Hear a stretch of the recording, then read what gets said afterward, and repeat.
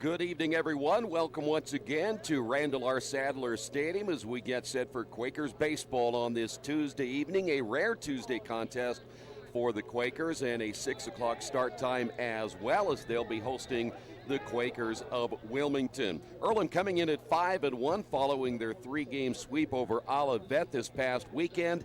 Meanwhile, Wilmington coming in at 0-4. We'll talk more about the Wilmington Quakers coming up in just a few moments. As always, when we come back, we're going to hear from the head coach for the Earlham Quakers, Steve Sakositz, get his thoughts about the three-game series win and what's coming up tonight as they take on the Wilmington Quakers. It's all coming up in just a moment. Stay right there. This is Earlham Baseball, Radio Troy Digital Sports.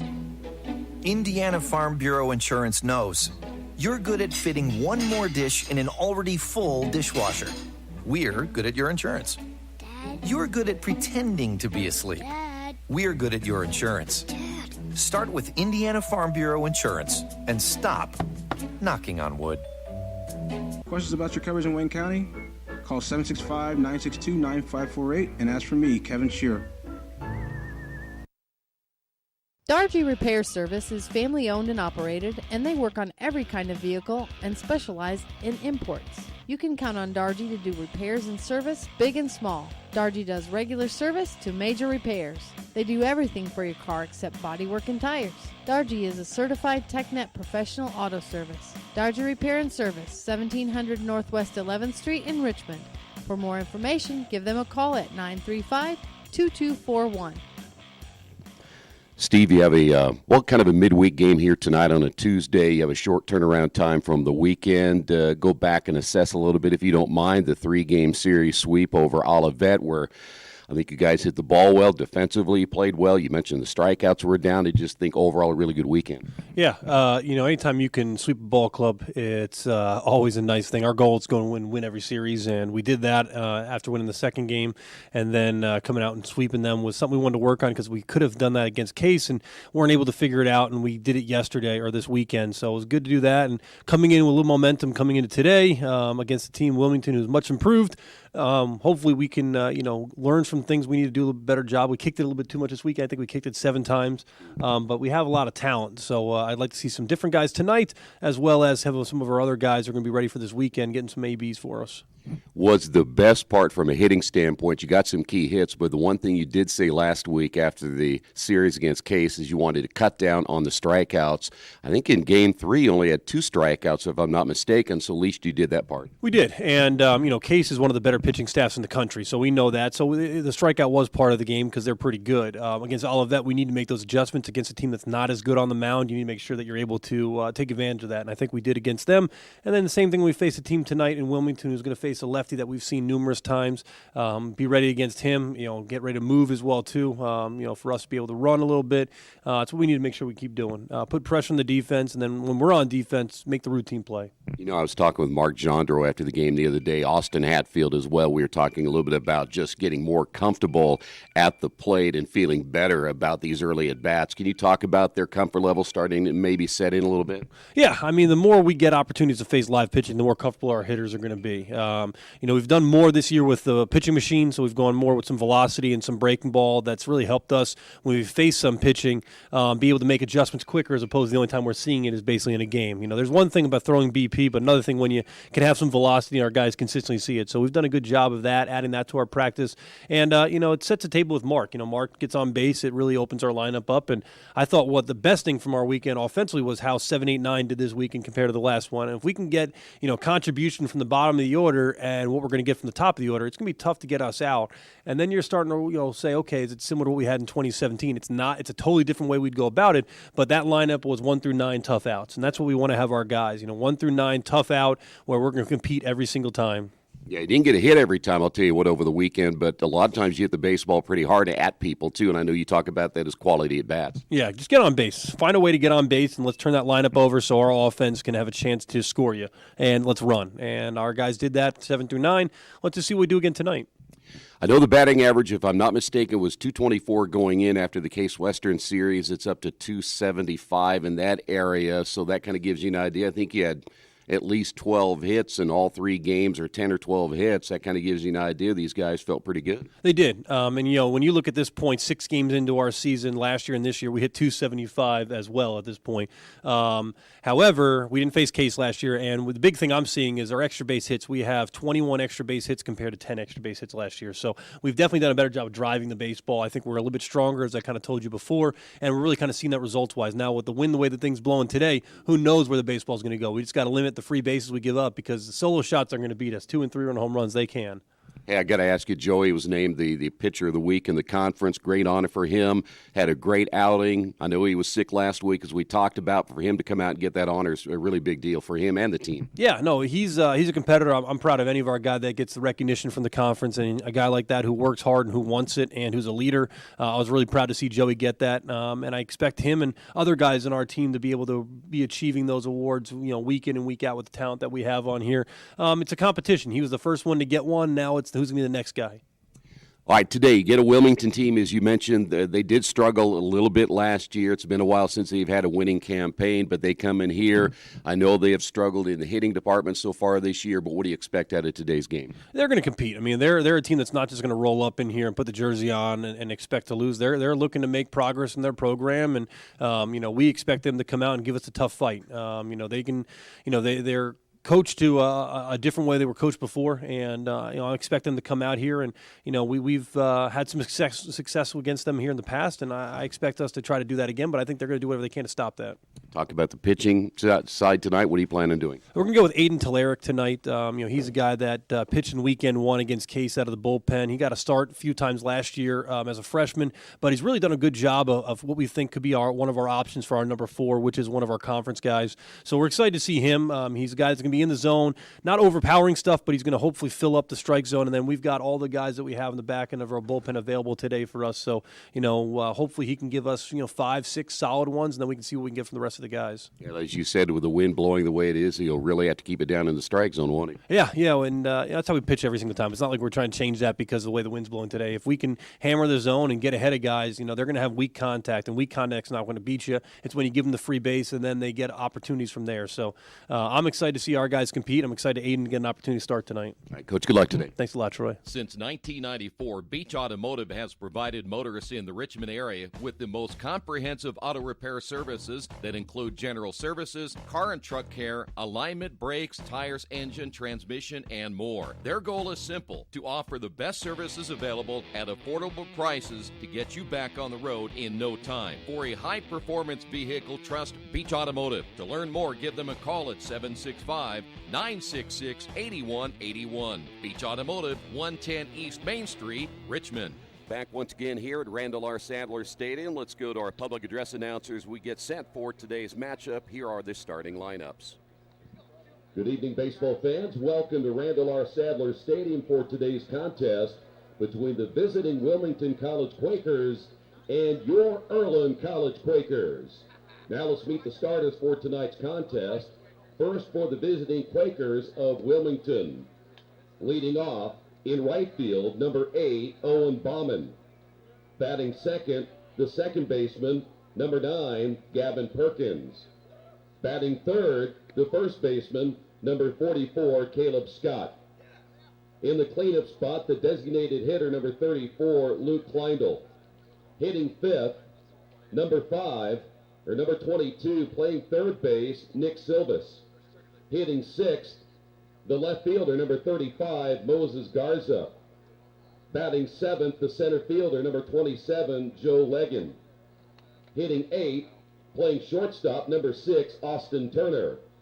And hitting ninth, the catcher, number 5, Corbin Kraft. The starting pitcher for the Quakers with a record of no wins and 1 loss, an ERA of 10.38, number 19, Lance Fleischman.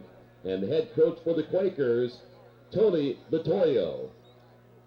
And now, baseball fans, let's meet the starting lineup for your Earlham College Quakers.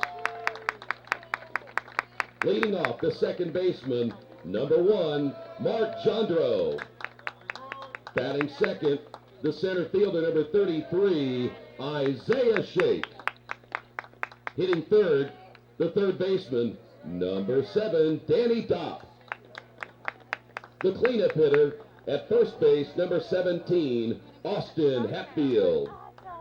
Batting fifth, the shortstop, number 4, Brian Pinsura.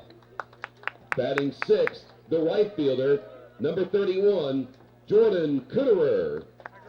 Batting seventh, the DH, number 22, Sam Sprocket. Batting eighth, the left fielder, number 25, Robbie Shondell. And hitting ninth and catching number 36, Cameron Whistle.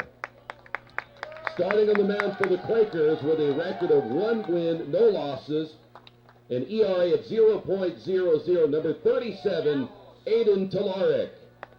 Assistant coaches for the Quakers are Mike Caduto, Bo Smith, Cody Kremloff, Kevin McGee, and Stephen Johnson. And leading the way for your Quakers in his 10th season as head coach, number 21, Steve Sakasitz.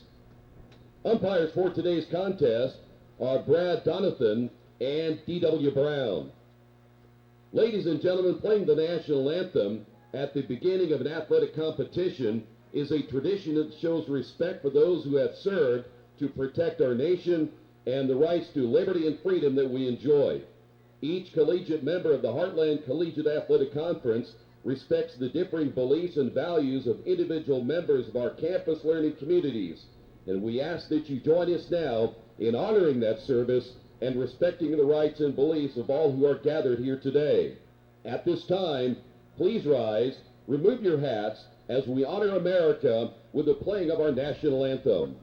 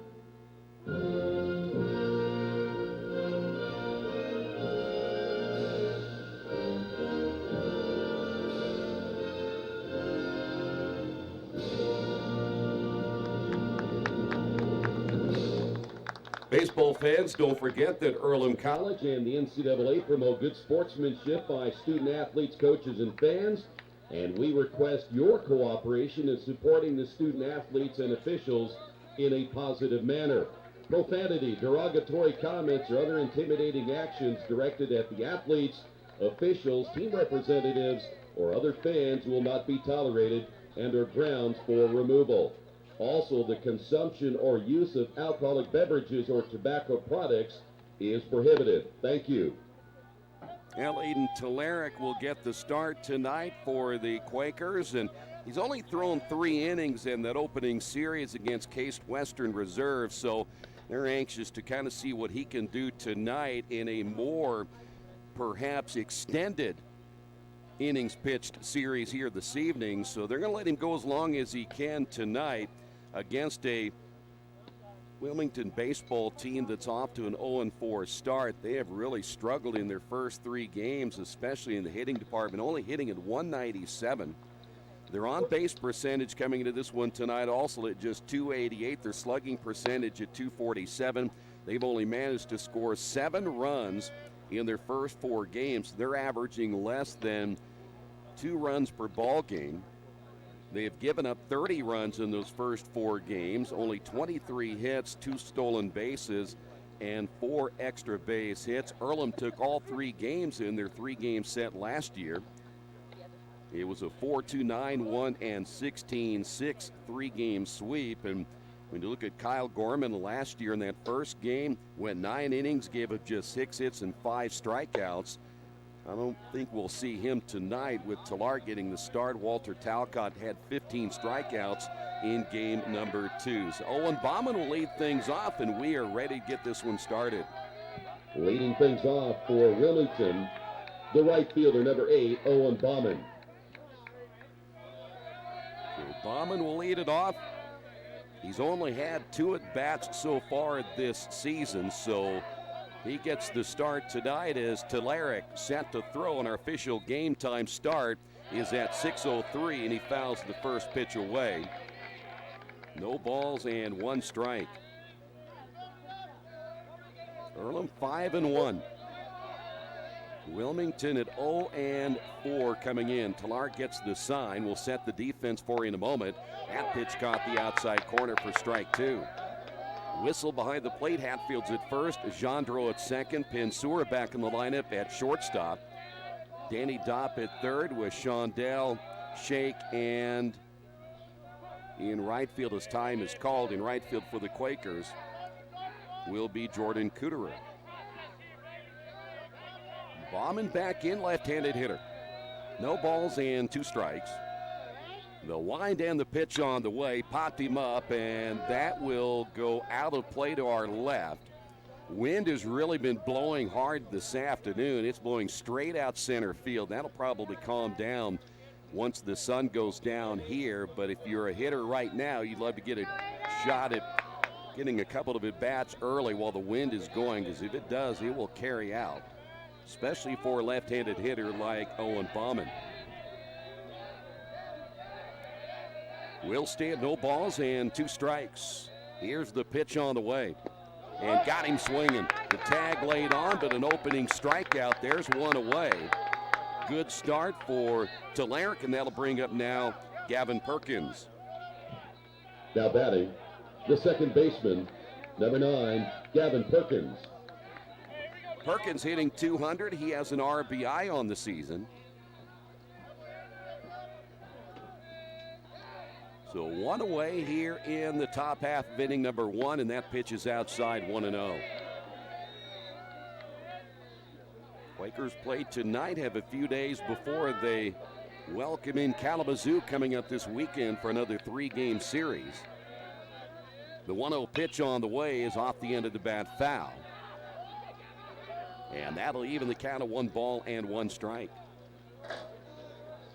We were talking about the hitting side. We'll talk about the pitching side for Wilmington in a little bit in their first 4 games. As Talar gets the sign, here's the leg kick and the 1-1 pitch on the way. Swing and a miss.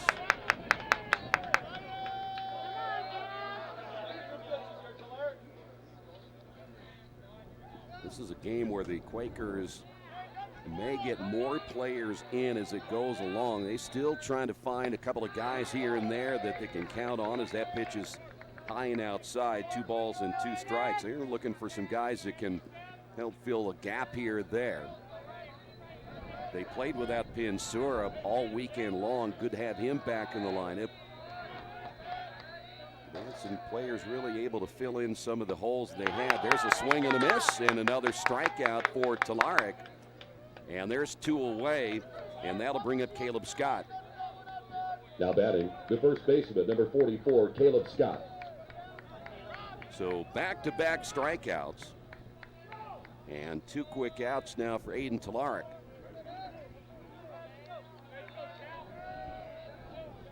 Whistle back behind the plate. Got one of those 2 games off in the doubleheader on Sunday as that one is fouled away to our right. Quakers had a great series. Mark Gendreau hit well. Of course, Danny Dopp, Hatfield, talked to him a little bit after the game about the amount of breaking pitches, and he said he worked on it all week long, knowing that he's not going to see a whole lot of fastballs. There's a swing and a miss. And it's quickly no balls and 2 strikes. Quakers able to run a little bit more, speaking of the Earlham Quakers, in that 3-game series against Olivet. No balls, 2 strikes, 2 away. Here's the pitch. A little bit high with a fastball.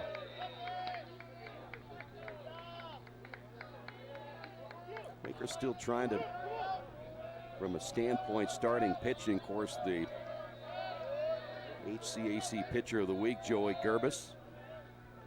Here's a swing and a miss, a strikeout and a throw out, and that'll do it. Good start for Aiden Talark as we move now to the bottom half of inning number 1 on the Wesley Bates Wealth Management scoreboard. Wilmington nothing. Earlham coming to bat.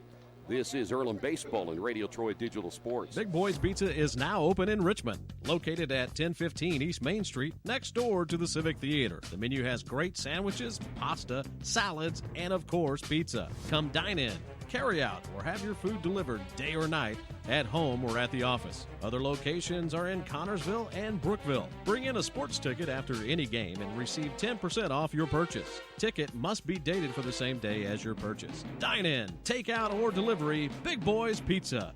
765-488-0023. Best One Tire and Service has been committed to our partners since 1948. With more than 250 locations in 26 states, Best One puts over 1 million tires on the road every year. Superior tires, expert service, competitive prices. Best One Tire and Service, where the best costs less. Hi, I'm Roger Clark with Best One of Richmond. Because Best One is one of Bridgestone's largest retailers, we offer exclusive Bridgestone savings. Visit us in Richmond to save on Bridgestone tires today. Earlham will be facing a left-hander here tonight. A young man who has thrown just one game so far this year, went 4 1/3 innings. That is Lance Fleischman. Gave up 8 hits, 5 runs, all earned with 2 strikeouts and 5 walks, and he comes in with an ERA of 10.38. And, you know, we talked about it before where Earlham has had some difficulties facing left-handed pitchers over the years, but right now hitting with a lot of confidence coming into this one. And we mentioned that moments ago after that Olivet series. Earlham saw their batting average go up to 275. They ended up with 34 hits in the 3 games, outscored Olivet 36-14, and had several different players come through throughout the 3-game series. We'll talk more about that as we go along tonight. But Mark Jandro will lead things off for the Quakers. Leading off for Earlham, the second baseman, number 1, Mark Jandro. Mark hitting a .393 on the year. No home runs. He has driven in 2. Mark had 3 hits in the 12-5 win in the final game of that 3-game set. And the first pitch swung on, hit to right field. Bauman is there. He will make the catch, and 1 pitch, 1 out for Earlham here in the first inning. That'll bring up Isaiah Shake. Now batting, the center fielder, number 33, Isaiah Shake. Bit of a surprise to see Mark Jandro swing at that first pitch. He generally likes to see a pitch or two before he settles in. Isaiah hitting at .273, no home runs. He has driven in 3. Fleischman, by the way, will work from the stretch and drops in a breaking pitch in there for a strike. Kraft behind the plate, Scott's at first, Perkins at second. Austin Turner, former Richmond Red Devil, at shortstop. Silvis is at third with Garza in left, Leggin in center, and Bauman in right. The 0-1 pitch is outside, 1 ball, 1 strike. Speaking of Austin Turner, he started his baseball career at IU Kokomo before transferring to Wilmington. 1 away as we play here in the bottom of the first inning. Fleischman with a pitch, hit foul. Pitching wise for this Wilmington team in 4 games, a team ERA of 7.03. They've given up 45 hits in just 32 innings, 30 runs with 25 earned, 19 walks, and 17 strikeouts. That pitch in the dirt, and we'll go to 2 balls, 2 strikes. So it has been a rough go for the Wilmington Quakers in the first 4 games. These 2 teams will meet again in Wilmington coming up a week from tonight. Big hole between Garza and Leggin in left center field. The pitch on the way, back up the middle. That's going to get through for a base hit. And Earlham has a man on here in the first inning, and that'll bring up Danny Dopp. Now batting, the third baseman, number 7, Danny Dopp. Danny with a home run. He leads the team in runs driven in with 10. Currently hitting .333. And as you know, with Earlham getting one of those two guys on, either Jandro or Shake, this is where they try to get things moving. You have a contact here at the plate in Danny Dopp, and a guy can steal bases in Isaiah Shake as that pitch is outside for a ball.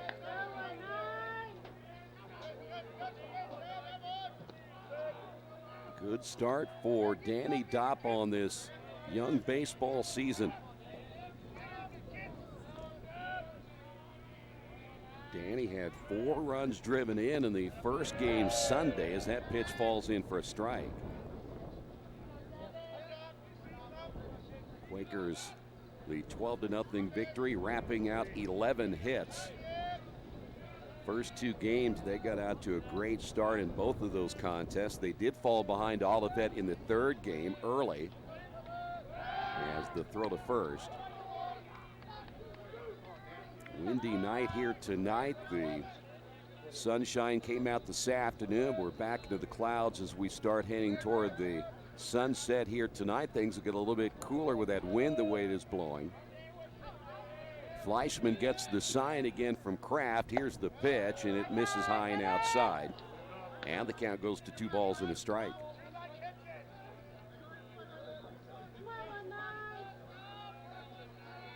Danny is a guy who will not strike out a whole lot. As we said early, not only is he the best hitter on the team, but he's also a guy who is a contact hitter. As that pitch is just off the plate, 3-1. And you'll have a hard time if you're Fleischman trying to pitch around him.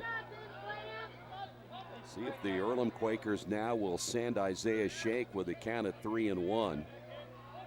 Danny's the type of hitter that will protect him if he gets the right kind of pitch. And it's low and inside for ball 4 as Earlham playing patient with that at bat. That'll bring up now Austin Hatfield. Now batting, the first baseman, number 17, Austin Hatfield. Hatfield, 308 on the year. A home run, he has driven in 6. He and Danny Dopp with each a home run on the season. So now Fleischman has runners at first and second. This is a good area where Earlham would love to double steal, so keep an eye, as that will be a ground ball to the shortstop. Turner flips on to Perkins to first. They get the double play and get out of the inning.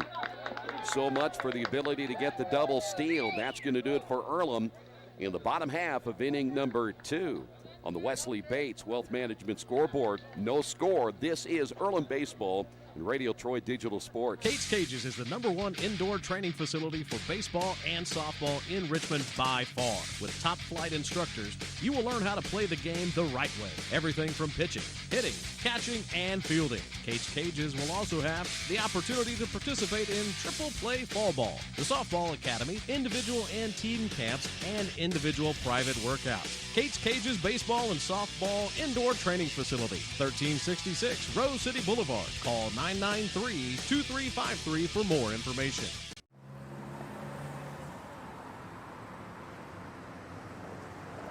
I got this.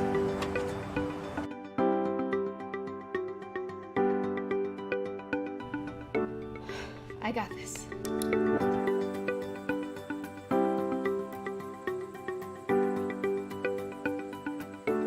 I got this. At Harrington Hogue, we believe your life belongs to you. That's why we work hard to make sure that your insurance coverage is the last thing you have to worry about. So when it comes to keeping you protected, we got this.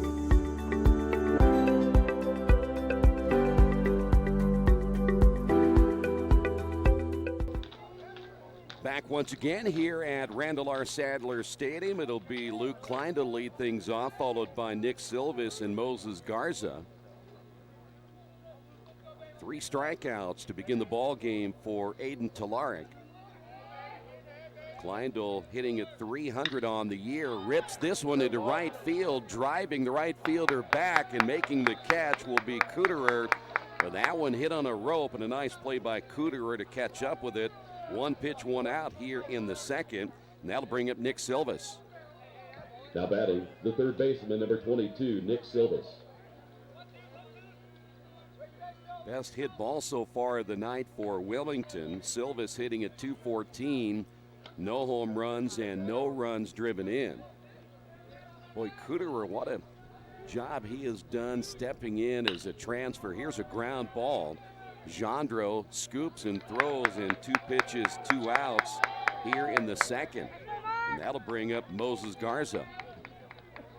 Now batting, number 29, the left fielder, Moses Garza. So Garza actually wearing number 29, not 35 that was listed in the lineup card. So 2 quick outs here for Wilmington.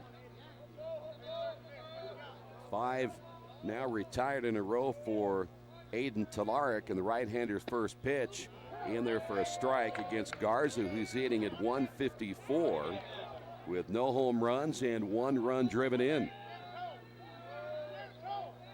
Talarik ready to go to work. The leg kick and the pitch.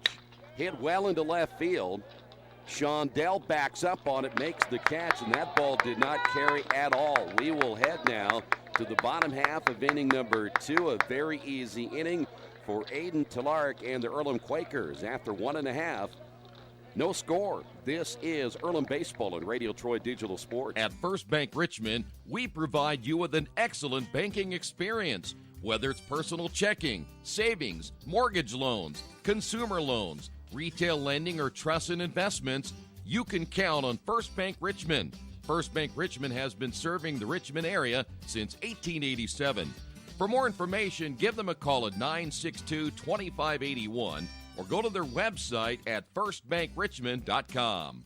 Georgia Direct is your one-stop source for floor coverings and decorating ideas for remodeling a home, office, kitchen, or bathroom. Their showroom offers quality products from Mohawk, Shaw, Armstrong, Craft-Made, and many more. They proudly offer Richmond the best quality and variety of home design solutions at competitive prices. At Georgia Direct, their goal is to deliver an outstanding customer experience from selection through installation. Georgia Direct Carpets and Cabinets, 5200 National Road East, Richmond. Head to the bottom half, inning number 2. Brian Pinsor, Jordan Kuderer, and Sam Sprocket. You know, we were about ready to talk about Jordan Kuderer, transfer out of Cincinnati Christian, and he has stepped into this lineup. Of course, we're going to talk more about him in just a couple of moments, but first off, Brian Pinsura. Leading things off for the Quakers here in the bottom of inning number 2, the shortstop, number 4, Brian Pinsura. Brian was sick over the weekend. He did not play in the Olivet Series. Hitting at 364 on the year, no home runs. He has driven in 3. As Fleischman's first pitch swung on and missed. The way this one is going right now, we could be done in 45 minutes. We got through that first inning and a half in about 11. Stretch once again by Fleischman. That one's in there for a strike. I was experimenting a little bit the other night with the Olivet final game of the series with the pitchers and how quickly they were throwing the baseball, which the rule now is in Division III, as well as that pitch is up high within 20 seconds. Now, it's not scientific, but I had a lot of fun with it. We had anywhere from 13 to 37 seconds. So I guess if you average out, it'd be about 20. 1 ball, 2 strikes. And time called by Brian Pinsura. We do know one thing about that rule, that if it were ever to go into effect, unless you had an actual clock somewhere on the field, that's going to be a hard thing to do. And who determines when you're on the dirt, when you're not on the dirt? If I want to walk around the green, not get on the mound right away, what stipulations are there that I have to get back on the mound. So 2 balls, 2 strikes. Until they do it, we won't worry about it. The stretch by Fleischman, a swing and a miss, strikeout of Pinsura, and there's 1 away, and that'll bring up Jordan Kuderer. Now batting, the right fielder, number 31, Jordan Kuderer. How about Jordan on the year? .444. He has an on-base percentage of .615. He is hitting .364. It's going to be really hard right now to get him out of this lineup as he takes the first pitch by Fleischman in there for a strike.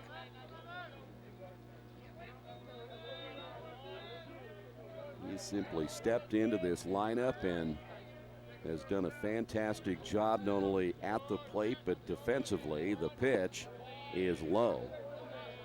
And the count is even at 1 ball, 1 strike.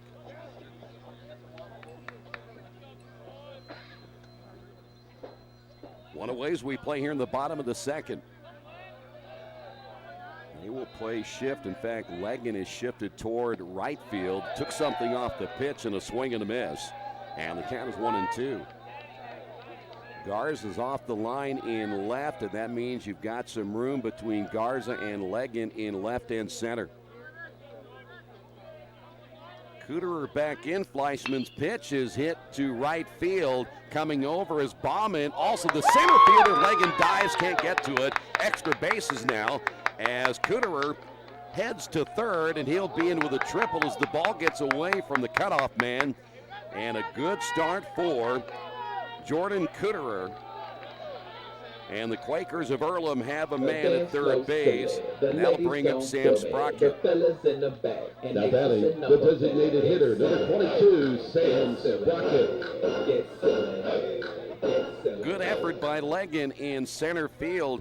He was shaded toward right as the ball was hit where no one could get to it. So a triple by Kuderer. Sprocket, no batting average so far this year in limited time playing, and he'll take that first pitch in there for a strike.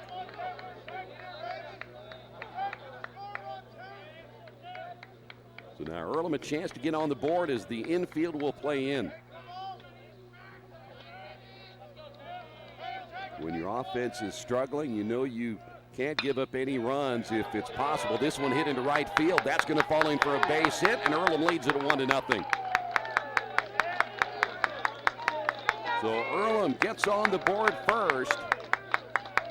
A single by Sprocket driving in his first run of the season. And that'll bring up Robbie Shondell. Now batting, the left fielder, number 25, Robbie Shondell. Shondell, no batting average. And also playing limited action thus far. No runs driven in on the season as well. So Earlham leads at 1-0. Earlham now with 3 base hits. He shows bunt, pulls back, and the pitch is outside for a ball. This is where we talked about it earlier. Guys like Sam Sprocket, Robbie Shondell, guys who may not get a lot of playing time when they get an opportunity, see if they can deliver. And we just saw what Sam Sprocket was able to do as that pitch is low for a ball. 2 balls and no strikes.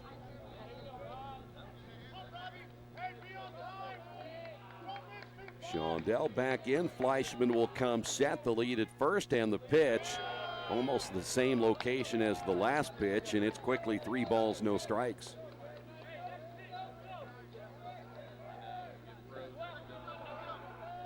Cameron Whistle on deck. Cameron, a left-handed hitter, and he too can be very dangerous at the plate as that pitch off the mark. And Earlham will have 2 runners on base with 1 out, and here is Cameron Whistle. Now batting, the catcher, number 36, Cameron Whistle.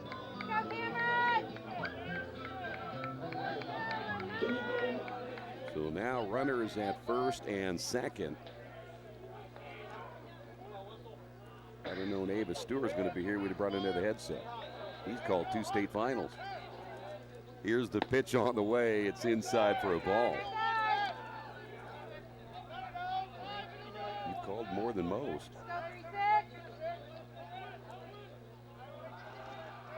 Earlham with runners at first and second. Sprocket and Shondell on base. The pitch by Fleischman. A little high and inside, 2-0, and we're pitching behind in the count. Earlham able to take full advantage. They did that against Olivet and did the same thing against Case Western, though at that time, Case Western perhaps their own worst enemy. They made a lot of errors in that 3-game series. The 2-0 pitch, that's a called strike.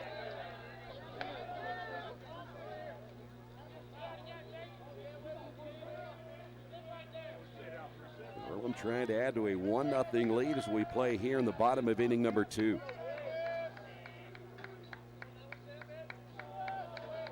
Fleischman, a long look into Kraft. The stretch. And the pitch on the way. And that's going to get away from the catcher, not far enough as Kraft able to run it down. But the pitch was inside for a ball. We go to 3 balls and 1 strike.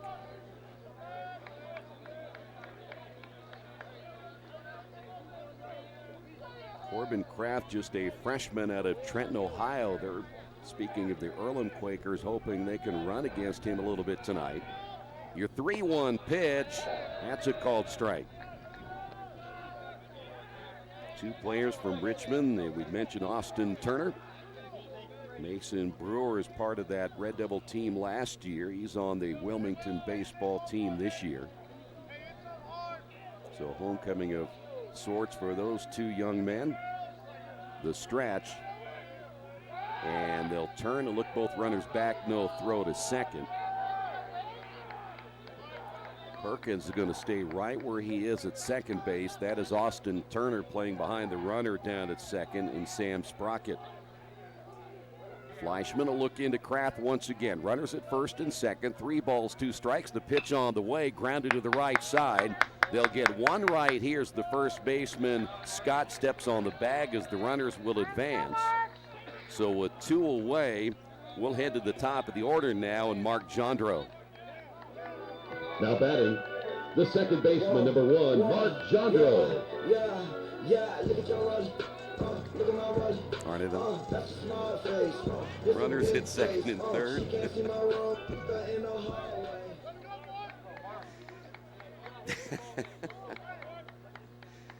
So 2 away as Mark will step to the plate. 0-for-1. He swung at the first pitch he saw, flew out to right field. He falls behind at 0-1.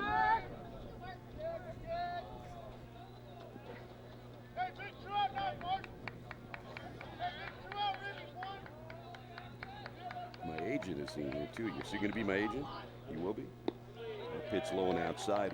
We better hurry because I'm not getting any younger, by the way. 1-1 is Mark, a .393 hitter coming into tonight's game. Chance to perhaps give Earlham a 3-0 lead early. The stretch by Fleischman and the pitch low and inside. 2-1 now to Jandro.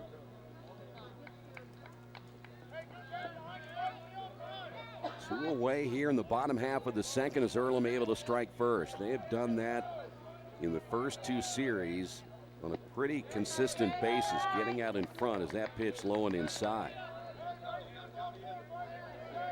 First game against Olivet, Earlham ended up scoring 10 runs in the first 2 innings. 3 balls and a strike. The pitch on the way, grounded back up the middle. That'll get through for a base hit. 2 runs will score here, and it's now 3-0. Mark Jandro driving in 2 runs. So a great start for the Quakers here tonight of Earlham, as now they have set the tone in this one, and that'll bring up Isaiah Shake. Now batting, the center fielder, number 33, Isaiah Shake. Isaiah singled his first time up.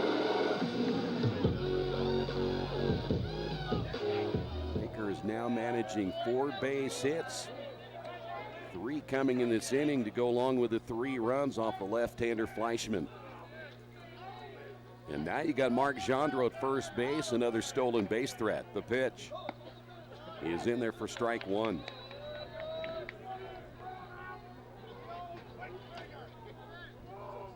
Quakers again coming off a 34-hit series against Olivet, and right now continuing it here tonight.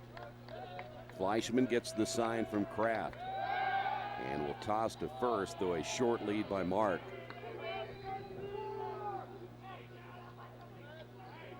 So far, the Earlham Quakers have not attempted a stolen base. They had Shake on in that first inning. They went ahead and let Danny Dopp hit away. He ended up walking, so he had runners at first and second. Then they got Hatfield to hit into a double play, and that was it for the inning. 1 ball, 1 strike as that pitch a little bit outside.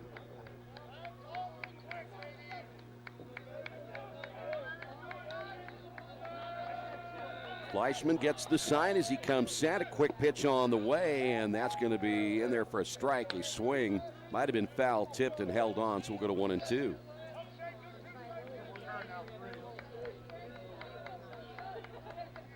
Fleischman, a quick pitch that time. He barely came set before he was ready to throw. And the left-hander once again ready to go as the throw to first. They may get him picked off, and nobody down at second base.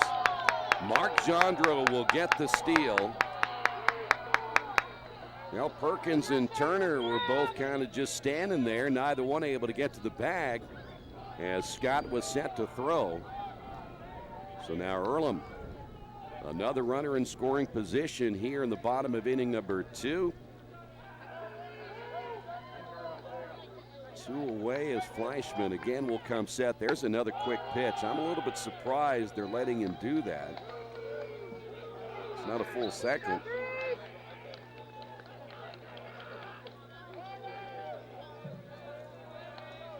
So that is twice he's gotten away with a quick pitch. This time he will be set. Here's the delivery on the way. Just off the plate. Fleischman thought he had a strikeout right there, so we'll go to 3 balls, 2 strikes. Keep an eye on Jandro with the left-hander on the bag. Of course, you have a right-handed hitter. That'd be a tough throw for Kraft down at third if he can get a good jump. A swing and a miss, and that'll do it for Isaiah, with the Earlham Quakers able to pick up 3 runs in the bottom half of inning number 2. And on the Wesley Bates Wealth Management scoreboard, Earlham on top of this one, 3-0. This is Earlham Baseball on Radio Troy Digital Sports. Are you looking for the right place to work out? A place where you have several choices and can have fun at the same time? Well, that place is right here in Richmond, Family Fitness Works. Family Fitness Works has spinning, Zumba, kickboxing, core works, kick fit, body pump, body flow, and much, much more. And don't forget, Family Fitness Works also has Richmond's most extensive free weights and Nautilus in the area. Check out their website at familyfitness.com or stop by at 213 North 3rd Street in Richmond. After the unexpected, expect us. Indiana Farm Bureau Insurance of Fayette, Rush, Union, Decatur, and Shelby counties. Auto, home, life, renters, farm, crop, and business coverage. Coverage you need in a language you know. We take customer satisfaction seriously and don't take a cookie-cutter approach to your coverage. For more information, call 800-723-3276 or go to their website, in.farmbureau.com. Earlham some run support here for Aiden Talark as he's set to go to work in inning number 3. It'll be Leggin, Turner, and Kraft all due up now for Wilmington. Leading things off for Wilmington, the center fielder, number 27, Joe Leggin. Leggin, another left-handed hitter in the lineup. Hopefully, if he certainly can this weekend, Earlham will play Kalamazoo Saturday and Sunday. It'll be a doubleheader on Saturday as Talark's first pitch is low for a ball. Noon start time on both Saturday and Sunday. Then the Quakers will go to Wilmington on Tuesday. Here's the 1-0 pitch on the way. Caught the outside corner for a strike. Then on the 14th and 15th Capitol, and after that final game, they finally will get a chance to go to Florida. Hit foul. Good cut by Legan. Legan hitting in 100. No home runs. He has driven in 1 on the year.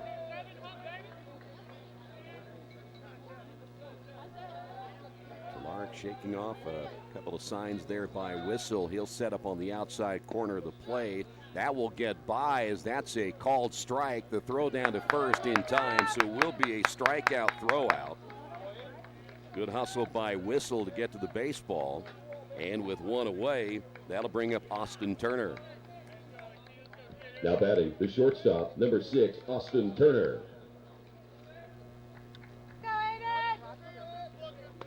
Austin again played his high school baseball at Richmond, ended up at IU Kokomo before transferring to Wilmington, as Talark's first pitch is high and inside for a ball. Austin off to a slow start, only hitting at 143.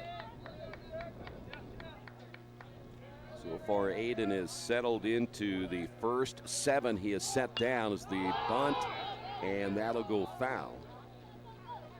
And the count is even at 1 ball, 1 strike.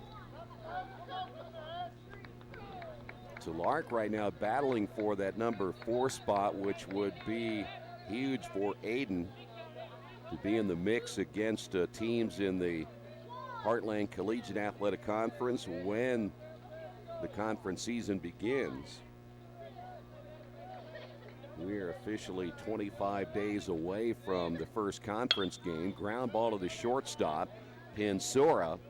The throw to first, and there's quickly 2 away here in the 3rd, and that'll bring up Corbin Kraft. Now batting the catcher, number 5, Corbin Kraft. Good to have Pinsura back in, though. The Earlham Quakers did very well with Devin Baisley filling in at shortstop over the weekend. Talark ready to throw once again. There's that leg kick and the pitch and a check swing, but he goes around. And it's no balls and a strike. So now 8 in a row set down by Aiden. Outfield straight away for the right-handed hitting catcher, and that pitch comes inside and hits him. So Kraft will take one for the team right there, and we'll go to the top of the order now in Owen Bauman. Now batting the right fielder, number 8, Owen Bauman. So your first base runner now for Wilmington.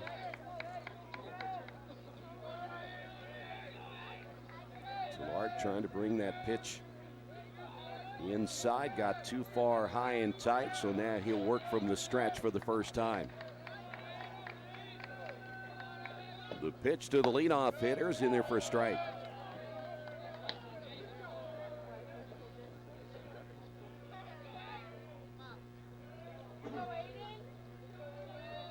If you are planning on going to Florida for that 4-game set, the first game is on Tuesday, March the 17th at Port St. Lucie. That one is kind of a half swing, fouled away, 0-2. Bauman struck at his first time up. Now one of 4 strikeouts so far for Aiden Talark.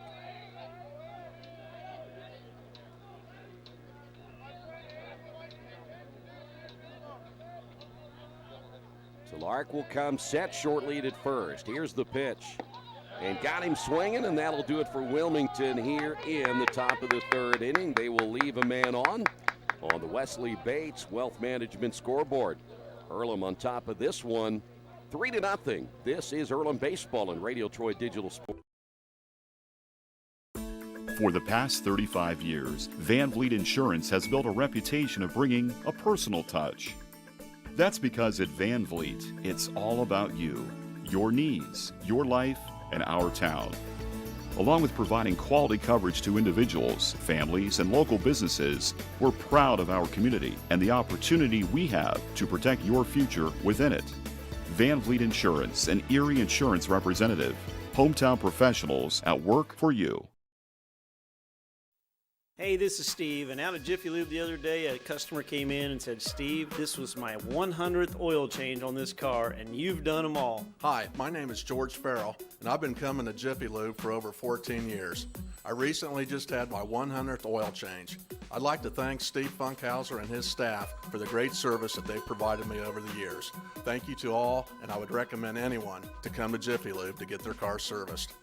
Jiffy Lube, #1 in customer satisfaction for a reason. Well, the wind has died down. Looks like it might be a pretty nice night once we get rolling for the rest of the evening. And for the Earlham Quakers, off to a good start, 3-0. 3 runs, 4 hits, no errors, 0s on the board so far for Wilmington.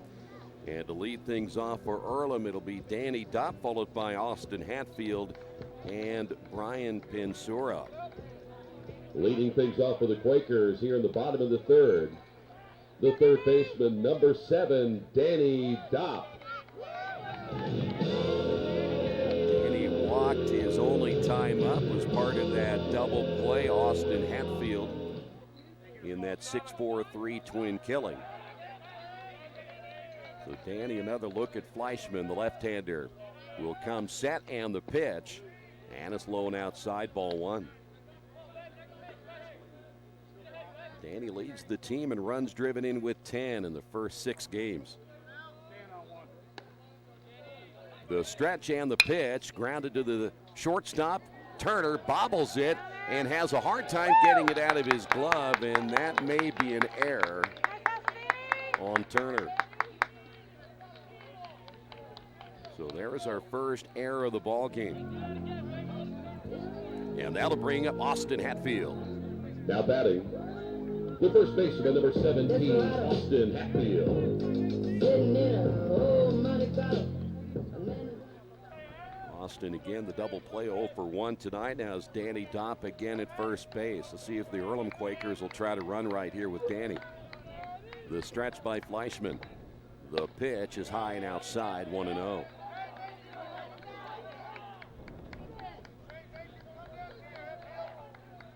Good start for Hatfield.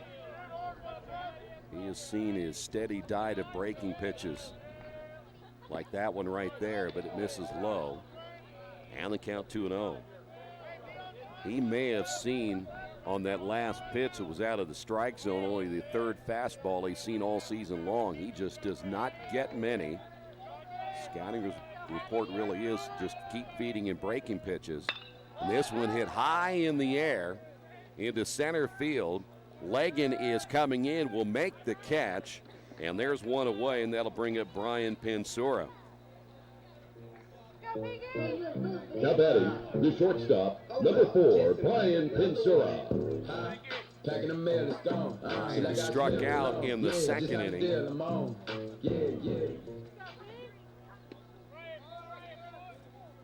No indication yet that Earlham is ready to send Danny Dopp at this point. So right now, Earlham Quakers playing with guys at the plate. That one hit in left field. That'll be a base hit. So Brian Pinsura picking up Earlham's 5th hit. And now Earlham has runners at first and second with one away. And that'll bring up Jordan Kuderer. Now batting, the right fielder, number 31, Jordan Kuderer. Jordan the triple in the second inning. Got things started as Earlham picked up 3 runs. Mark Jandro had the big base hit to drive in a couple of runs himself. His time is called.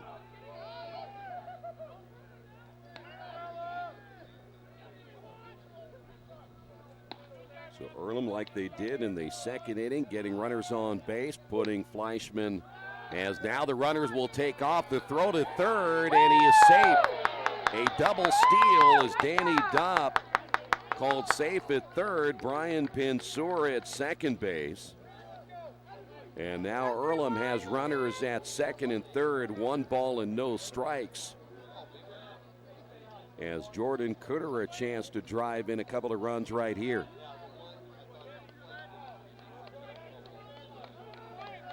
Fleischman with a pitch, and it's low for a ball, 2-0. This is where things get a little bit dangerous when you keep pitching behind in the count. First baseman Scott is going to play in front of the bag. Try to cut down any attempt by Danny Dopp at third. There's a strike. Well, this all got started with the error on Turner at short. Earlham made Case Western pay for it dearly when they committed errors. This one is hit on a line drive to the second baseman. The throw to second, and they will get the double. Brian Pinsur in a double play, and Earlham had a chance right there to add to their 3-0 lead, but the double play takes them out of it. We will head now to the fourth inning in the Wesley Bates Wealth Management scoreboard. Earlham continues to lead at 3-0. Hello, my name is Kyle Schwarzkopf. I'm the manager of Kyle's National Road Auto, in business in Richmond since 1979. We employ ASE certified technicians, and we have over 80 years of experience. We work on all domestics and most European and Japanese cars. Give us a call at 966-1555. Kyle's National Road Auto Service. My name is Kyle Schwarzkopf, and I approve this message. Today's game brought to you in part by Mancino's Pizza and Grinders. Mancino's is family-friendly, serving fresh grinders, pizza, pasta, and salads every day. They serve great food priced for family budgets. Mancino's Italian bread and pizza dough are made from scratch every day, and the baking process may take a little more time, but the end result of freshness and flavor make the real difference in all of Mancino's award-winning products. Mancino's of Richmond. Give them a call at 966-1166 or go to their website, mancinosofrichmond.com. Earlham on top of this one, 3-0 back here at Randall R. Sadler Stadium for the Wilmington Quakers. It'll be Perkins, Scott, and Kleindl all due up. Leading things off for Wilmington, the second baseman, number 9, Gavin Perkins. Gavin Perkins struck out. His only time up, 5 strikeouts so far on the night for Aiden Talarik. Earlham now with 5 base hits as Wilmington still looking for their first hit. 2-hopper to the shortstop as he will bobble it, and Pinsur will now have an error. So both shortstops with miscues in this one, and that'll bring up Caleb Scott. Now batting the first baseman, number 44, Caleb Scott. You heard Coach Sakasitz talk about booting it around a little bit too much in that series against Olivet. But now Brian Pinsur, who by the way again did not play over the weekend, picking up the first error of the ball game. So here is Scott, a strikeout throw at victim, his only time up in the first inning.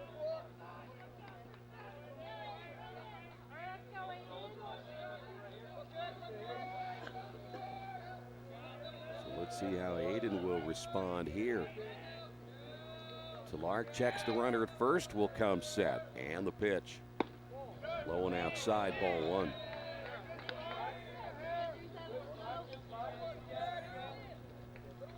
Scott, the team's best hitter by far at .429 in their first 4 games, has the team's only home run.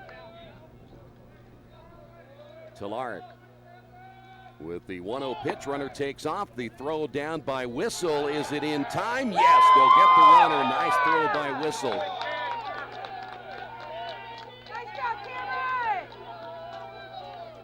So Whistle, even though it wasn't a great pitch to handle, able to get the runner thrown out in Perkins.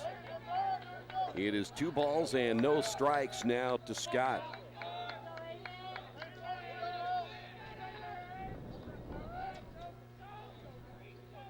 I mentioned how Whistle, one of 3 very good catchers the Quakers have, but they really like the bat of Whistle. There's a strike.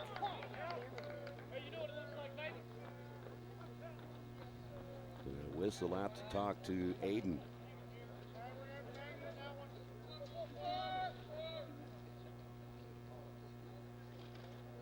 These two haven't worked together a lot so far in the Quakers' first 6 games.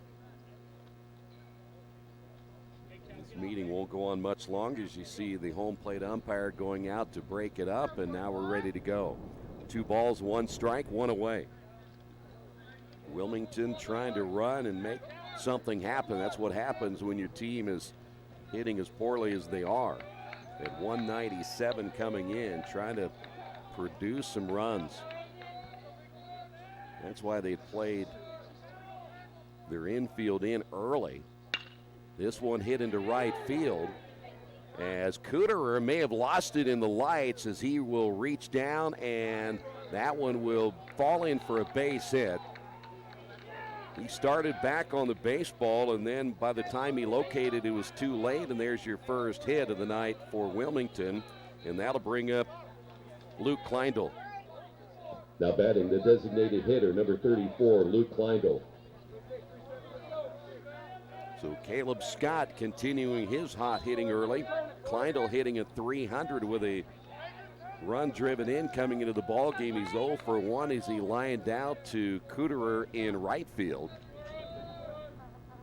Talaric's pitch is in the dirt. Whistle able to dig it out. 1 ball, no strikes.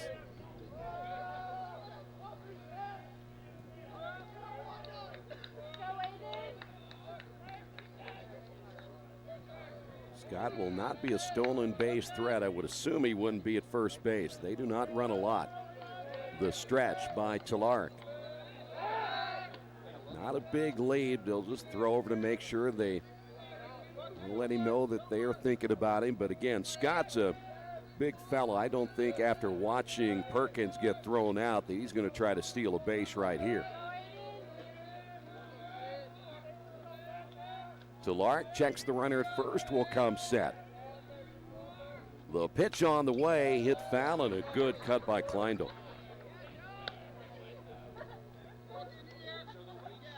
Count is even at 1 ball and 1 strike.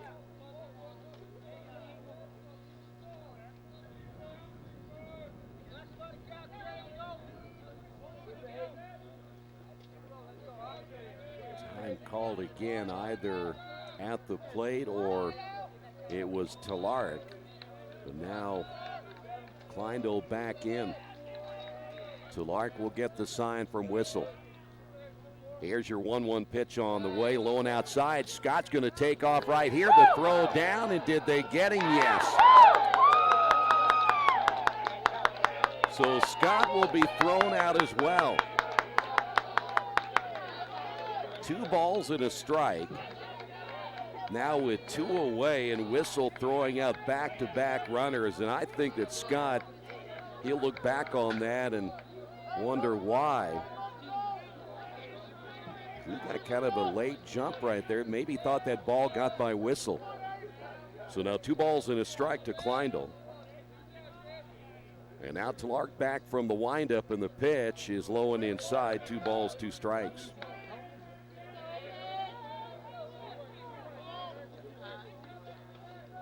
Could probably accept Perkins. I'm not sure that, again, unless Scott thought the ball got by Whistle, that he would be taking off, and they're having a difficult time scoring runs. You need base runners. And the fastball is up high. They must have said there was a 3-1 count, not a 2-2 count, so nonetheless, a runner on base and the walk to Kleindl. And that'll bring up Nick Silvas. Now batting the third baseman, number 22, Nick Silvas. Silvas grounded out in the second.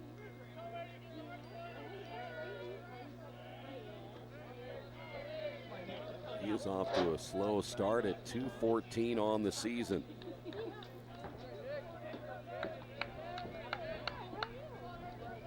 Long look by Aiden as now he's ready to throw. Whistle sets up on the outside corner. Here's the pitch, and a fastball is high.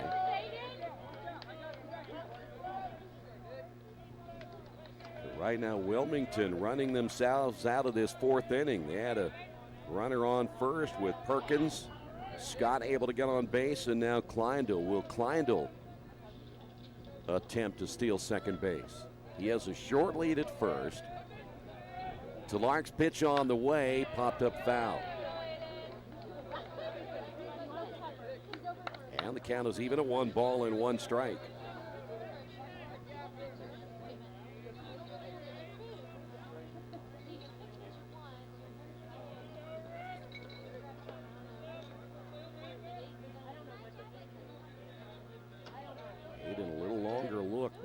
whistle.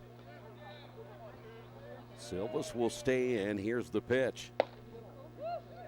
Came inside with another fastball, 2-1.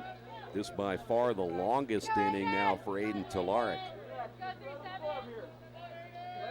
Sailed through the first 2 innings. Got the first 2 outs in the third before hitting Corbin Kraft, but then got Bauman to strike out, got out of any trouble there. Runner at first will be Kleindl. Sweep tag laid on by Hatfield, began a short lead by Kleindl.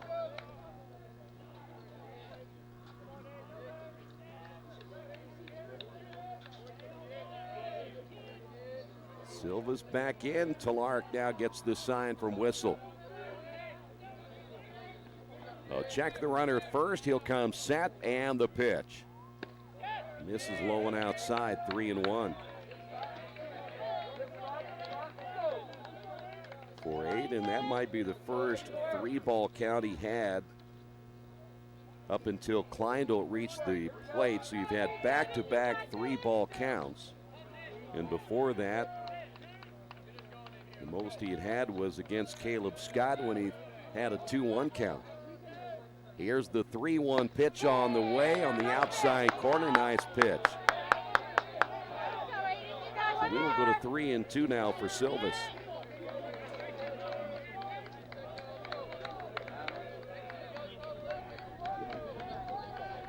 Three balls, 2 strikes, 2 outs. Kleindl will get a good jump down at first base. Stretch by Talarik. And the pitch on the way, hit into left field, and playing that one almost perfectly was Shondell, and that's going to do it for Wilmington here in the 4th. They will leave a man on. We will head now to the bottom half of inning number 4 on the Wesley Bates Wealth Management scoreboard. Earlham 3, Wilmington nothing. This is Earlham Baseball on Radio Troy Digital Sports.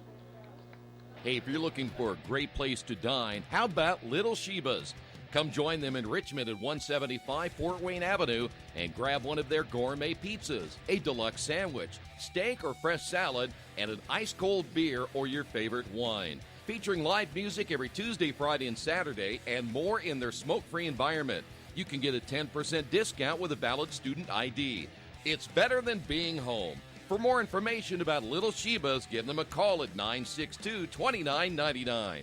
Finding a used car dealership you can trust is not an easy thing to do. But for me, the choice was almost too easy. How about Tony's Car Sales in Richmond? Hi, this is Troy Narogowski. You know, I purchased my last 2 cars from Tony's, and I couldn't have been happier with their service. They didn't pressure me, and they worked me through the entire process. Hey, if you're in the market for a great used vehicle, get to Tony's Car Sales in Richmond, 250 National Road West. For more information, give them a call at 962-5665 or go to their website, tonyscarsales.com. Back here at Randall R. Sadler Stadium as we move to the bottom of the 4th, Sprocket, Shondell, and Whistle all due up for Earlham. Leading things off for the Earlham Quakers, the designated hitter, number 22, Sam Sprocket. Sam single, drove in a run as part of that 3-run second inning. Fleischman, the pitch on the way is high and outside, 1-0. Fleischman able to get out of trouble in that 3rd inning. Had runners at 2nd and 3rd after that double steal. That's fouled off and held on by the catcher Kraft. And the count is even, a 1-1 strike. Cooter ended up lining out in the inning. Pitch is low and away, 2-1.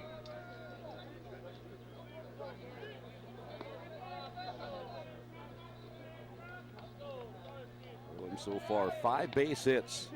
Fleischman's next pitch hit well, but will be playable for Garza as he will make the catch, and there's one away.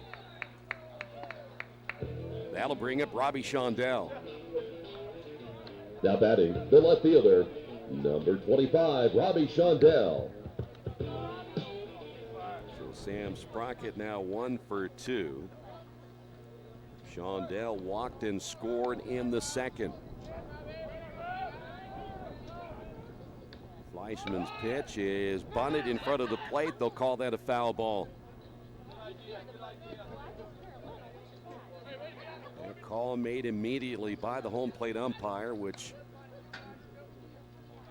if you're Robbie Shondell, is good news. You want to leg that thing out for nothing. And of course, if you're on the other side, you want to make sure that if you're Kraft, get to that baseball as quickly as you can. No balls and 1 strike. The pitch, low and inside, 1-1.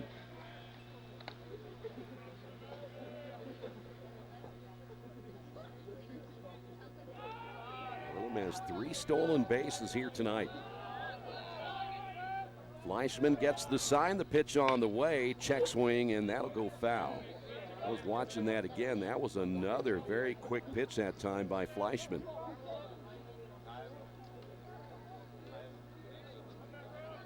We know now at least 3 times he has barely come set before he throws the baseball.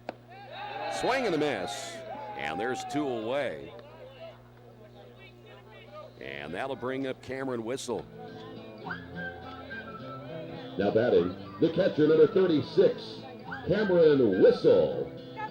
Can you blow my whistle, baby, let me know. 2 away here in the 4th. That is only the 2nd strikeout now by Fleischman. The left-hander trying to get his first 1-2-3 inning of the night off the end of the bat foul.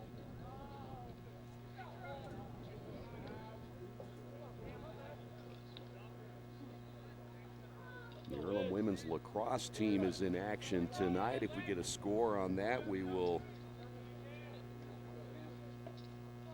send it your way.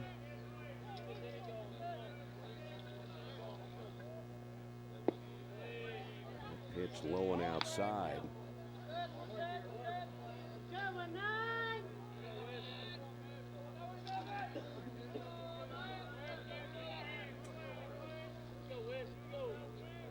Here's the 1-1 pitch, hit foul down the left side.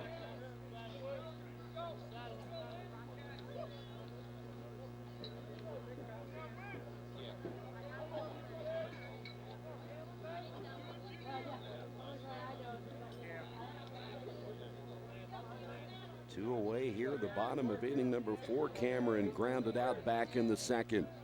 Fleischman's pitch on the way, tapped right back to Fleischman. And on to first, and we will head to inning number 5 as for the first time tonight, Earlham goes down 1-2-3 on the Wesley Bates Wealth Management scoreboard.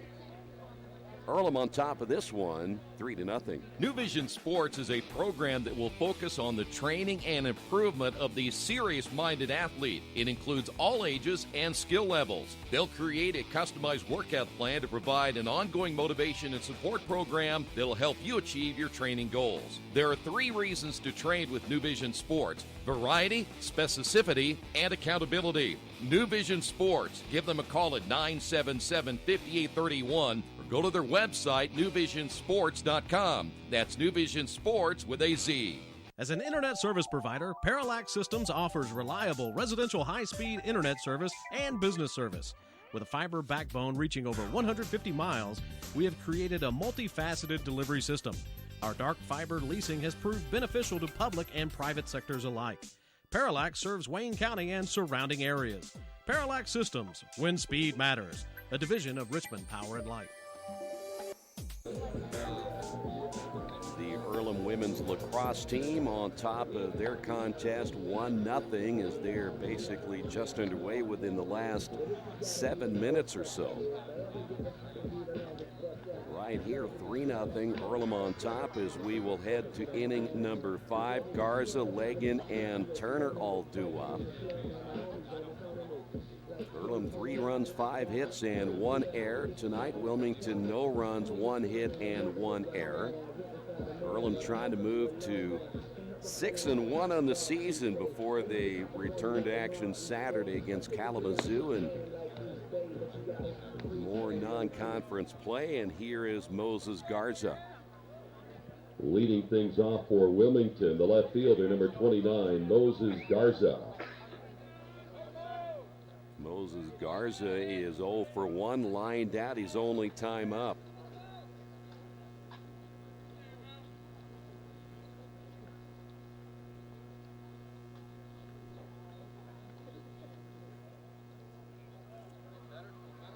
Aiden Talark, as we are waiting for something. I don't know if we need a new supply of baseballs or what, but Whistle must have gone back to the dugout. The Earlham catcher. So we're kind of waiting for him to come back. I don't know if he has to get a piece of equipment worked on. So Talark will have a little extra time here.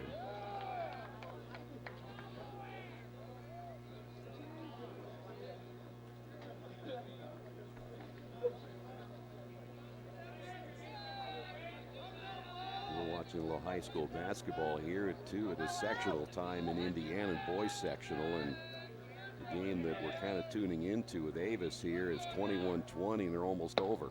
Swing and a miss.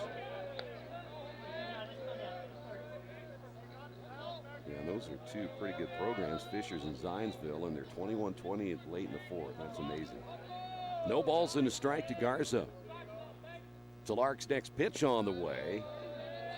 In the dirt, 1-1.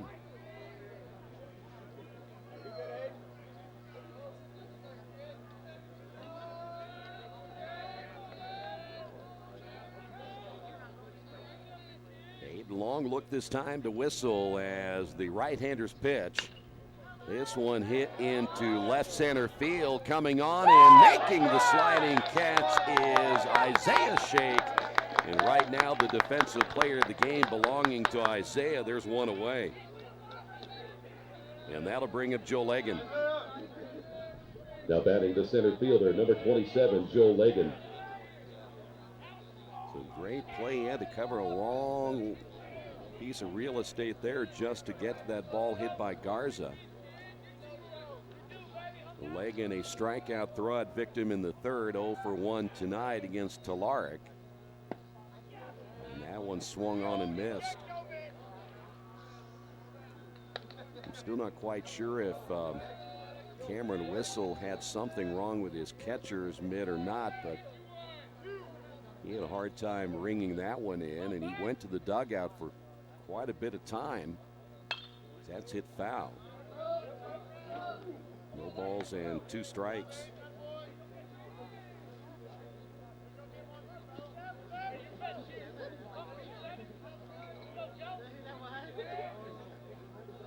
Gets the sign once again. Whistle sets up on the outside portion of the plate, and that one just a little bit low, 1-2.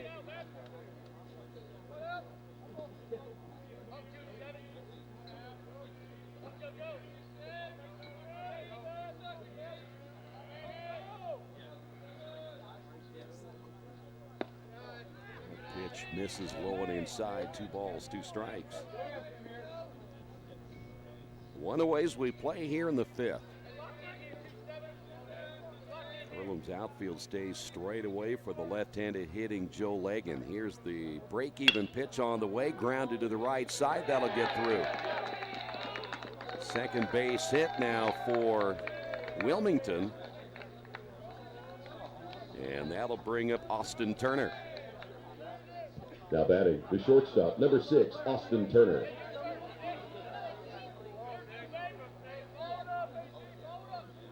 Now Wilmington with a runner at first base, 1 away.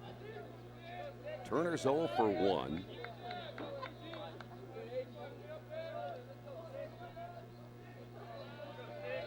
And Talark set to go to work. The stretch and the pitch, high and outside, 1-0.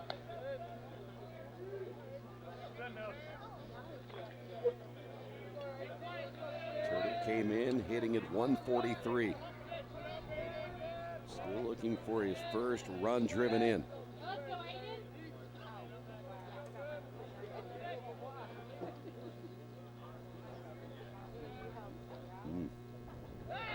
So a final of 23-21.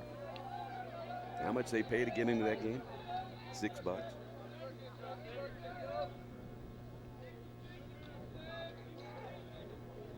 Clark taking his time coming back.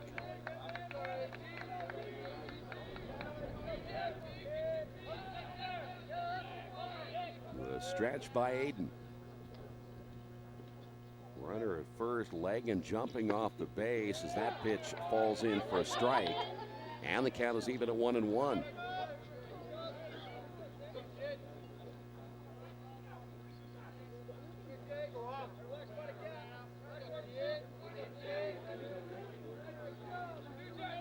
One ball, one strike, and one away here in inning number 5 as the pace slowing down a lot here in this 5th inning. Talark will come set. Big lead now at first, and then he'll get back, and there's a swing and a miss. Good fastball by Talark.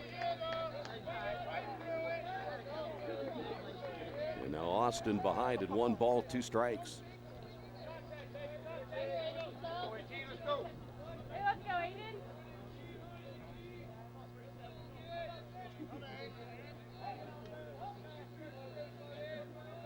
The stretch by Aiden. And the throw to first, tag laid on, and boy, Earlham thought they had him right there, but they got him leaning. Legan, if he's another half step, he's out at first base.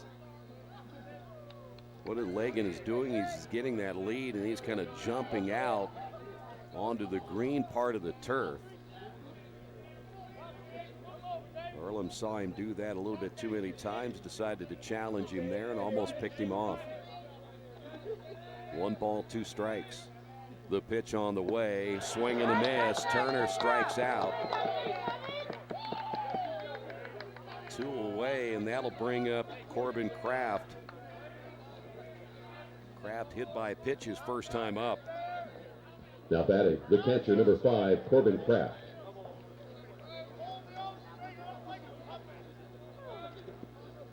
Only a combined 7 hits thus far as we play here in the top of inning number 5, and for Wilmington, just 2 of those hits.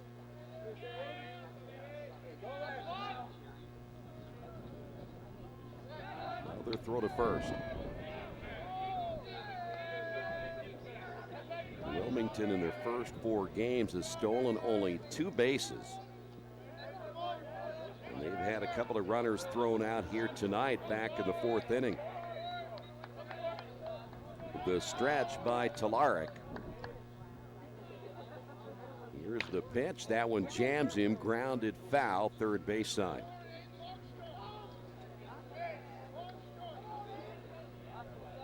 No balls and a strike. Corbin Kraft, we mentioned, getting the start tonight. He's out of Trenton, Ohio, just a freshman. It's our understanding their regular catcher unable to play here tonight.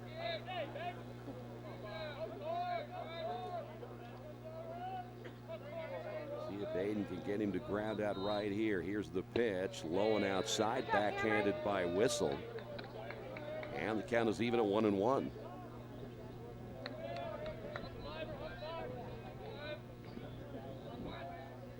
We talked about that wind the way it's blowing earlier. It has died down, but it's not done yet. Center field flag continues to blow straight out. Here's the stretch. And your 1-1 pitch on the way. It's low. And we'll go to 2-1.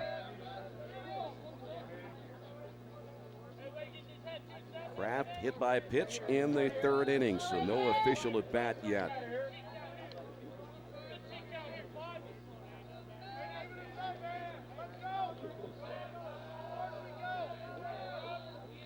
Here's the 2-1 pitch, swing and a miss.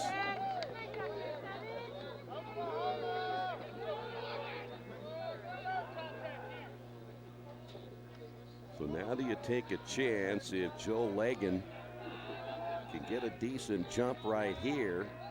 Hope that you would see Talark make a mistake with a pitch and perhaps Corbin Kraft get a base hit and get runners at first and third. Here's your break-even pitch on the way. That won't work either. Struck him out.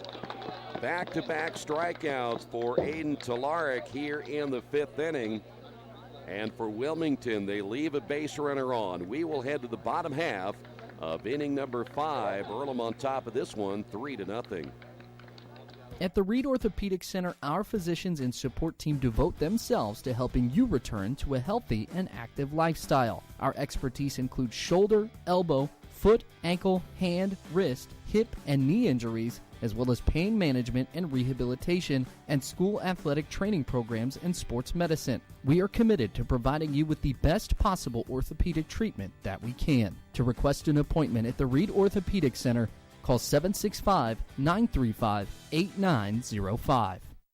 For over 30 years, Reynolds Plumbing has been keeping the Richmond-Wayne County area running. Whether on commercial properties, restaurants, or residential, they've done quality plumbing, heating, and air work for thousands of customers. In a small town, a company like theirs cannot stay in business for as long as they have without being very good at what they do. It's not just about quality work, it's about customer service. If that's the kind of experience you want on your next plumbing or HVAC job, then Reynolds Plumbing has you covered. Call Reynolds Plumbing today at 966-0994.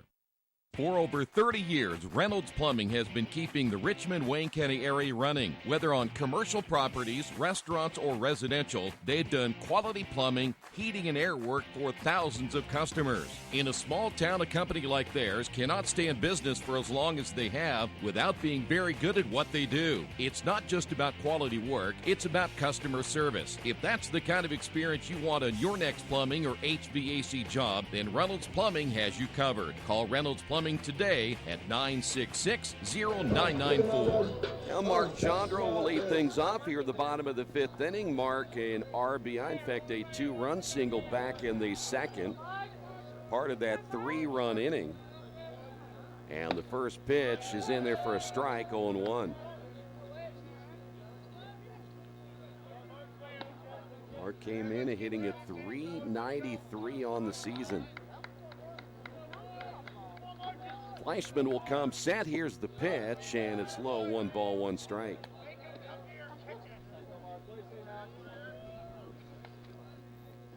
Mark a stolen base to his credit tonight as well. The pitch by Fleischman. That one gets away from Kraft, and we'll go to 2 balls and a strike. Earlham so far just 5 base hits off the left-hander Fleischman. 3 of those coming back in the second inning.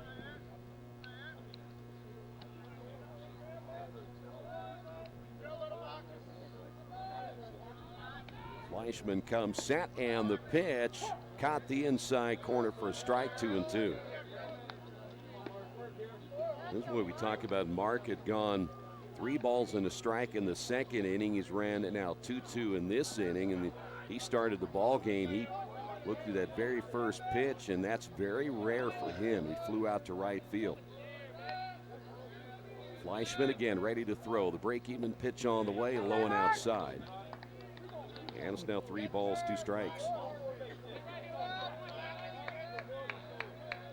All of a sudden you look out in center field, that flag has pretty much died down. Fleischman again with the payoff pitch on the way. Good cut, hit foul into the screen. Will stay at 3-2.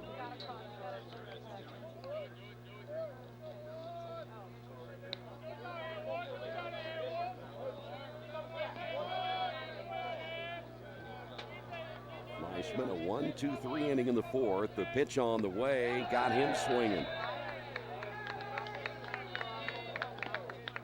So with 1 out, that'll bring out Isaiah Shake. Now batting, the center fielder, number 33, Isaiah Shake.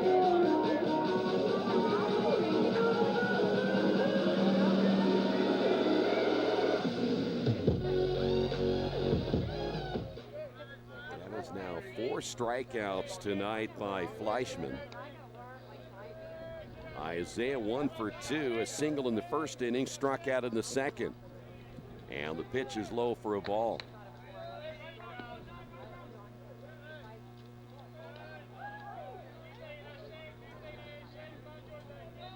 And picking up all 3 runs back in inning number 2, and that's been it tonight. That pitch is low, 2-0.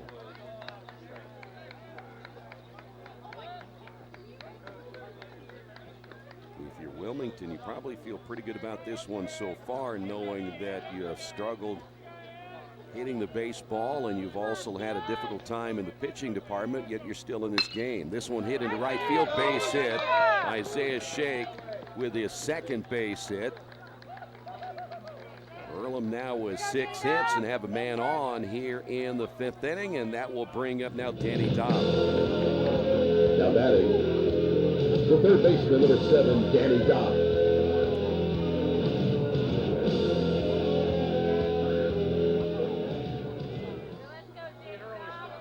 Isaiah is a stolen base threat at first. Let's see if they'll turn him loose. Talked about that earlier when he got a base hit back in the 1st inning, and at that time, Danny was at the plate. There was no attempt at all, as that breaking ball is low, 1-0.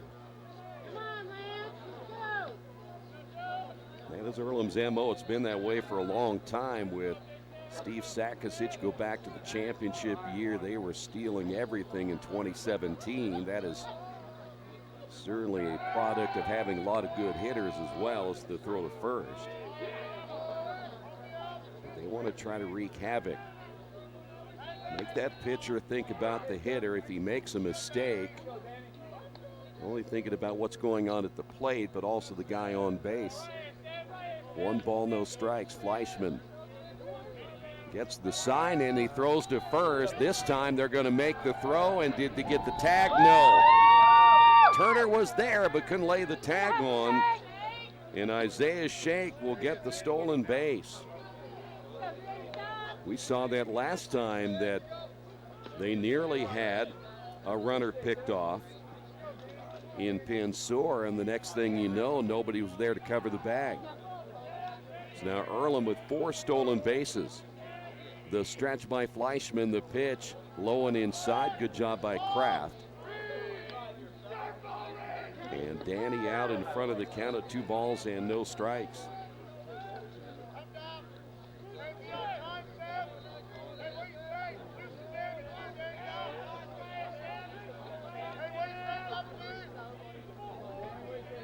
Fleischman with a pitch. High fly ball down the right field line, and that'll go out of play.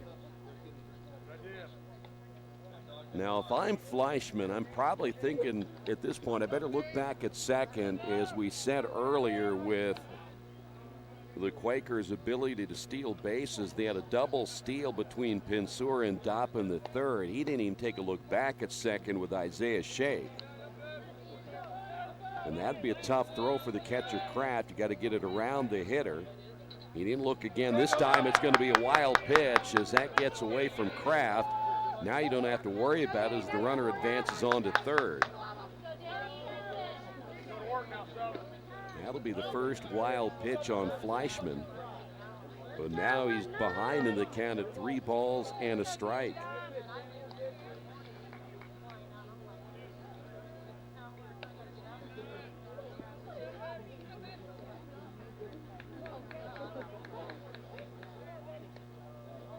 So now Fleischman with your 3-1 pitch. That one bounced over the pitcher to the shortstop. Turner, the throw to first in time. That'll keep the runner at 3rd base. So with 2 away, that'll bring up Austin Hatfield. Now batting, the first baseman, number 17, Austin Hatfield. Sitting in a old money collar. This would be big for Fleischman if he can get out of this inning. The shake down at 3rd. Fleischman comes set, the pitch on the way, swing and a miss, gets by the catcher. We're going to have a play at the plate, and he's safe. Boy, great hustle by Isaiah Shake, and the Earlham Quakers now lead this one 4-0. That would be a passed ball, I do believe, on the catcher Kraft, as Austin Hatfield finds himself down on the count now, no balls and a strike. But Earlham able to get the run across. That pitch will get away from Kraft again. Count is even at 1-1.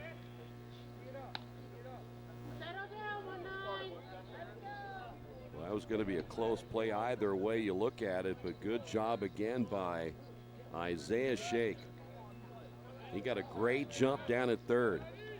1 ball and 1 strike now to Hatfield. Pitch is up high, 2 balls and a strike. Both bullpens remain quiet.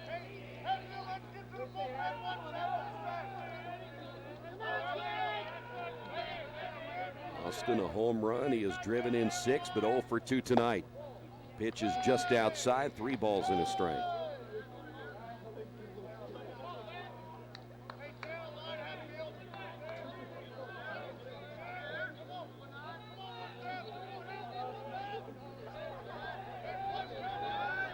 Fleischman comes set. Here's the pitch, and he lost him. So Earlham will have another base runner, and that will bring it Brian Pinsura. Now batting, the shortstop, number 4, Brian Pinsura. Oh Lord, Jesse made another one. Taking a mail, it's gone. She like I smell cologne. Yeah, singled and stole a base in the third. I go where I want. Good, good. Play if you want. Earlham with 6 hits now, and they've added another run here in the 5th in a 4-0 lead. Fleischman now with a pitch, and he misses outside. Pinsura hasn't been very patient at the plate, as now we will see a visit to the mound. Tony Vittorio in his 2nd season with Wilmington. He played his college baseball at Hanover, so he is very familiar with what is going on in the Heartland Collegiate Athletic Conference.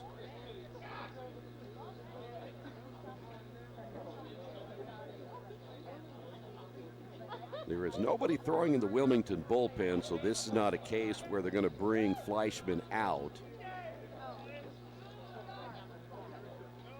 Maybe try to settle him down, let him get the last out, and then move on to the 6th inning.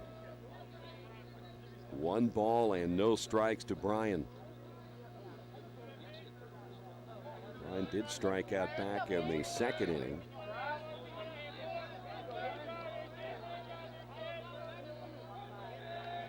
Fleischman's pitch. He is outside, ball 2.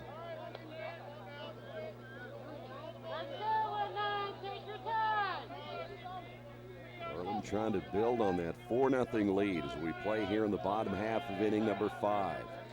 Fleischman again will come set, checks the runner at first. The pitch on the way is high and outside, and boy, he has been all over the place here in the last couple of hitters. Ever since Isaiah Shake got on base, stole 2nd, had the wild pitch, and then the pass ball that scored the run. He was able to get Danny Doppett out of that, but then walked Hatfield as that pitch in there for a strike. But he's had a difficult time finding the strike zone in the last 2 hitters. Still a hitter's count at 3-1. The stretch and the pitch off the end of the bat, foul.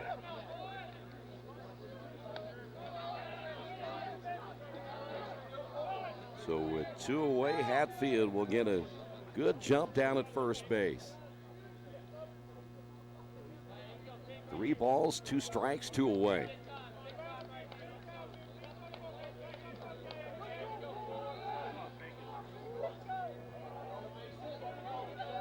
Fleischman's with the pitch and got him swinging. Big strikeout for Fleischman and Wilmington right there.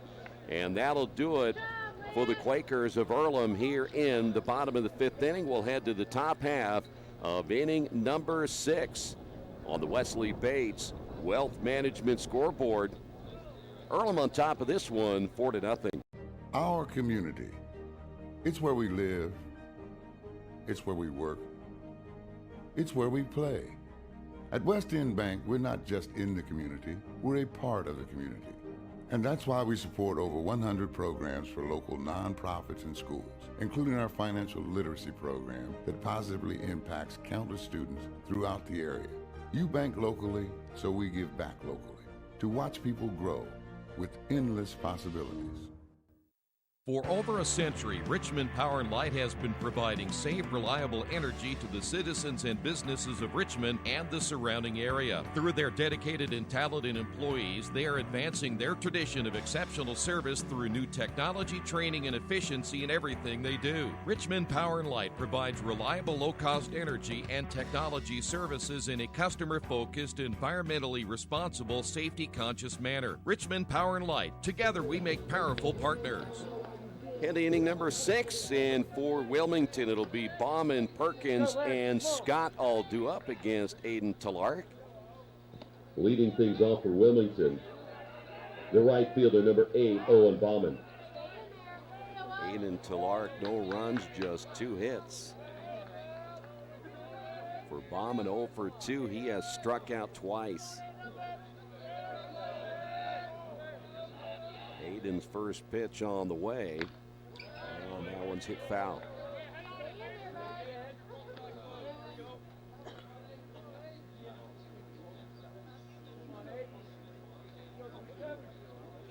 Earlham has been in the double-digit hit department a lot in their first 6 games, but so far just 6 hits tonight. Pitch is low and outside, 1 ball, 1 strike.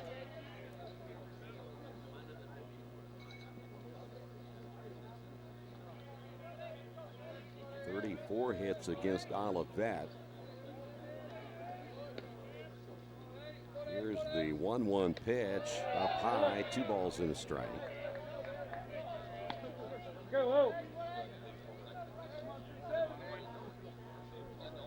After that big series win over Case Western, they turned around and Spartans ended up beating a ranked team in a series. Pitch is outside, 3 balls and a strike. There's now a right-hander throwing in the Earlham bullpen. Still nobody in the Wilmington bullpen. Here's your 3-1 delivery on the way. Check swing foul.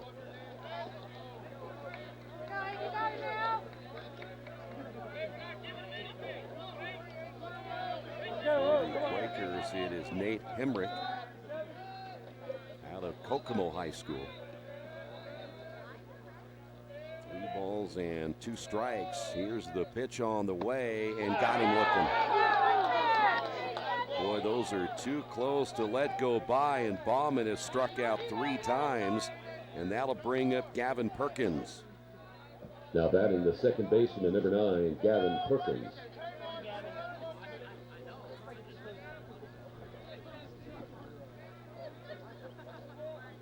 Strikeouts now by Talark. Perkins 0 for 2. He did reach base on that error on Pinsura in the 4th inning.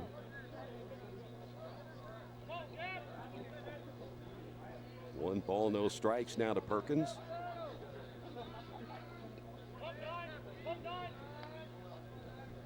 Aiden's next pitch on the way, hit foul.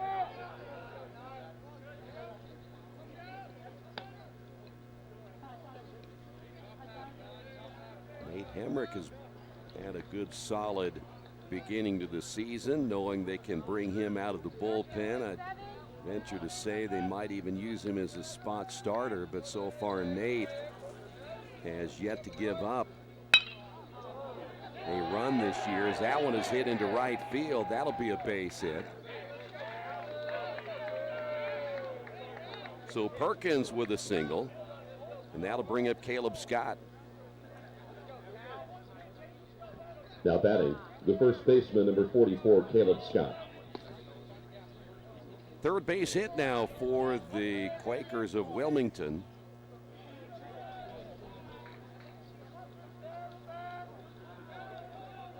They have had base runners on base now in the 3rd, 4th, 5th, and now 6th innings. But so far have not been able to get anybody into scoring position. The throw to first, not in time. Perkins was thrown out trying to steal in the 4th. Whistle was able to get him and Caleb Scott. Talark comes set, and the pitch on the way is a breaking ball, and that falls in for a strike.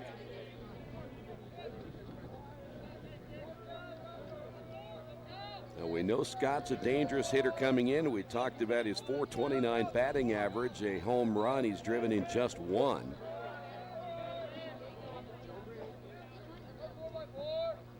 Lark set to throw once again, as this time the pitch will go low, and a delayed steal. The throw down is not in time as it gets through. No advancement at third base, but now Gavin Perkins with a stolen base.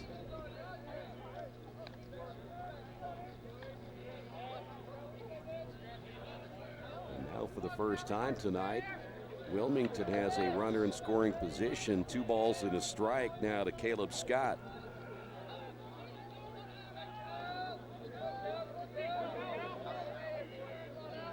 And noticing Talar taking a little bit of a longer look to whistle. Get those signs. Here's the pitch on the way. Took something off that one, a swing and a miss. And the count is even at 2-2.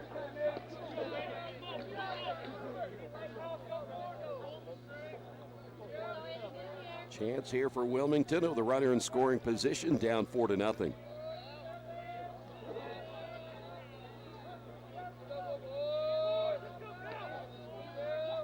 Again, Talark, a long look time called. This is the second or third time he has taken a while to get the sign from whistle. Again, the initial pitch that they want to see will come from the dugout. That goes to whistle, and he'll relay it to Talark, and then he'll decide if that's the pitch he wants to throw. Here's the break-even pitch and a curveball that stays up high.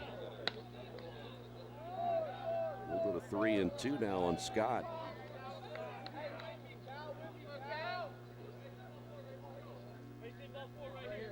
Well, for Talarek, and you have just one out. Kleindel's on deck. He came in as a 300 hitter. Still have to be careful right here.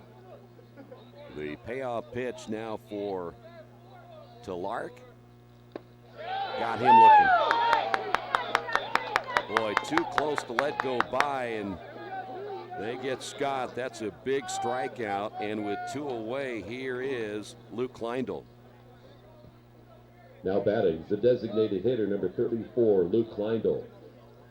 We'll have a visit to the mound now. They're going to check and see if Talark is okay. Of course, this is he's thrown 5 2/3 innings. His last outing, he managed to go just 3. He might be done for the night the way that they're reacting. We are going to see Nate Hemrick come in. We'll talk about Nate coming up in just a moment. So we have a pitching change for Talark. He is now the pitcher of record for the Quakers in this one here tonight as the Earlham Quakers lead it 4-0. Are you tired of your current IT company prices going up every month? Do you get only 4 or 5 hours included in your contract before you're charged overages or per hour fees? Midwest IT Support has set pricing that allows you to budget for your business with no contracts or overages. It's all included. You get a full IT staff without hiring a full-time person. Call us for a free quote. We make IT easy. Call 765-239-9668 or email us at helpdesk@midwestitsupport.com. After the unexpected, expect us. Indiana Farm Bureau Insurance of Fayette, Rush, Union, Decatur, and Shelby counties. Auto, home, life, renters, farm, crop, and business coverage. Coverage you need in a language you know. We take customer satisfaction seriously and don't take a cookie-cutter approach to your coverage. For more information, call 800-723-3276 or go to their website, in.farmbureau.com. Today's game is being brought to you by Tri-County Awards in Richmond. Customized awards and quality engraving services. When you come to Tri-County Awards, you'll get nothing but the best customer service. We take pride in our prompt service and easy availability. Celebrate success with a gorgeous medal, trophy, or plaque from Tri-County Awards. We've been crafting awards since 1972. Choose from a wide variety of designs and styles. We're a locally owned and family-operated business. Tri-County Awards, 1001 South East Street in Richmond. Well, we Told you earlier, Nate Hemrick warming up in the Earlham bullpen as a sophomore. He's getting a lot more action early. Of course, coming in as a freshman out of Kokomo. Had a very successful high school career so far. This is his third appearance. He has thrown 3 innings, giving up just 1 hit, 6 strikeouts so far. No runs and no earned runs, no walks as well. So he has no ERA to report in his first 3 innings of work. So Aiden Talark, now the pitcher of record, trying to go to 2-0 on the year. And right at this point, that runner at second base is still his responsibility. So that one will go to Talark if he does score. Kleindl is due up next. But overall, a pretty good outing for Aiden Talark. We do know he ended up with giving up just 3 hits. And he ended up striking out 9 in just 5 2/3 innings. So Kleindl will step to the plate. Perkins at second base. 4 out of 5 strikeouts for Talark in the last 2 innings. He had struck out the side to begin the ball game in inning number 1. So now Hemrick will step to the plate. And the first pitch by the Kokomo native, ground ball to the right side. Charging is Jandro, and should be an easy play, and it is. 1 pitch, 1 out for Nate here in the 6th inning, and that will do it for Wilmington. So they get a player in scoring position, and they come up empty on the Wesley Bates Wealth Management scoreboard. Earlham on top of this one, 4-0. After the unexpected, expect us. Indiana Farm Bureau Insurance of Fayette, Rush, Union, Decatur, and Shelby counties. Auto, home, life, renters, farm, crop, and business coverage. Coverage you need in a language you know. We take customer satisfaction seriously and don't take a cookie-cutter approach to your coverage. For more information, call 800-723-3276 or go to their website, in.farmbureau.com.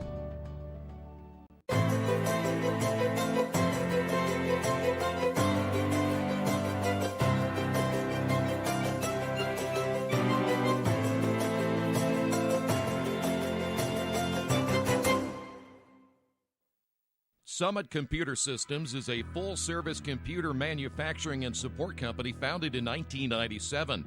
They partner with businesses and individuals to provide computer systems, hardware service, support, design services, high-speed wireless internet, network design, and more. Summit Computers, 1427 Chester Boulevard in Richmond. Give them a call at 939-2120.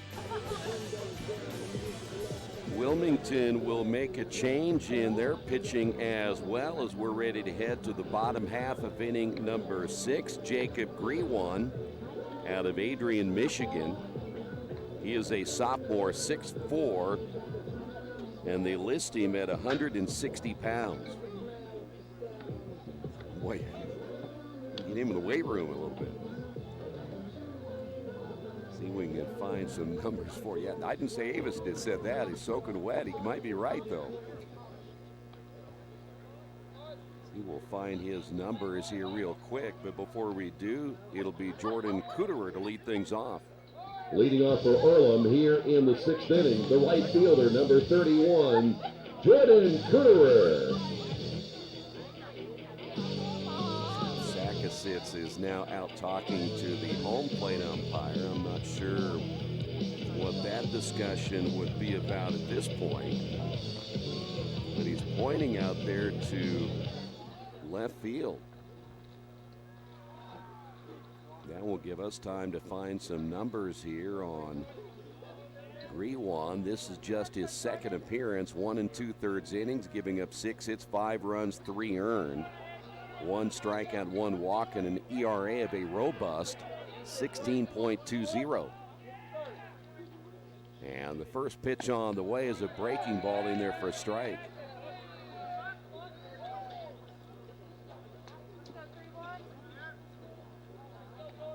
Kuderer tonight tripled back in the 2nd inning, lined out in the 3rd. Here's the pitch. Another ball that's outside, 1-1, another breaking pitch.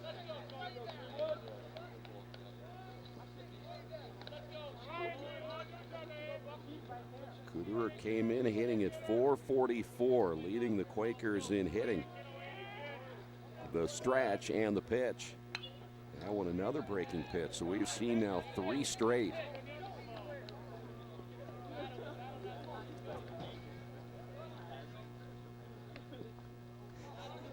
Two state finals. 1 ball, 2 strikes. You'll always have that in your resume if you ever want to use it. That breaking pitch got him looking. Everything, in fact, all 4 breaking pitches right there. Kuderer caught looking. There's one away, and that'll bring up Sam Sprocket. Now batting, the designated hitter, number 22, Sam Sprocket.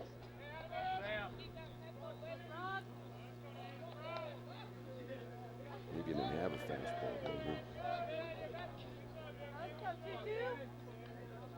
The pitch on the way, and that'll be in the dirt. That's right. You don't want to throw that. Sprocket tonight singled back in the 2nd, flew out in the 4th.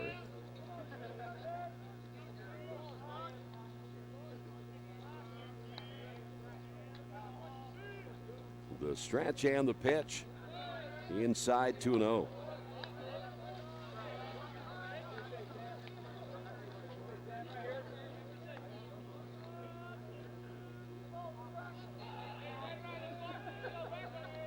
So Greenlaw back in, the sophomore, set to throw, and here's your 2-0 delivery. Swing and a miss.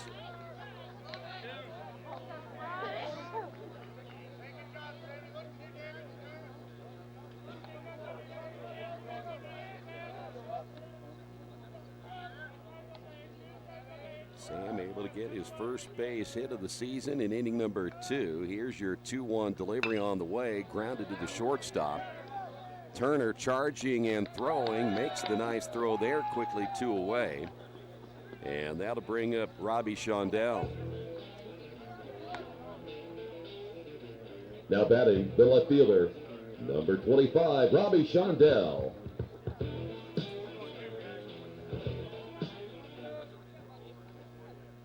By the way, I had to run down that baseball. Who threw that into left field? Was it first baseman? To make sure that Garza is not sleeping out there, so he gave him a little action. Shondell walked and scored in the 2nd, struck out in the 4th. He wants pitch is low for a ball, 1-0.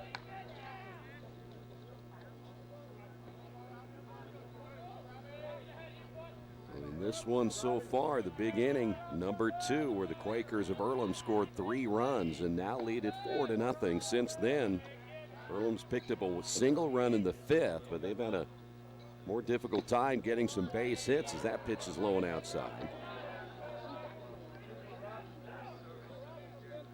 Since that 2nd inning, you've had 1, 2, you've only had 2 base hits. Rewa set to throw. Here's the pitch. In there for a strike. Shondell taking all the way in this one.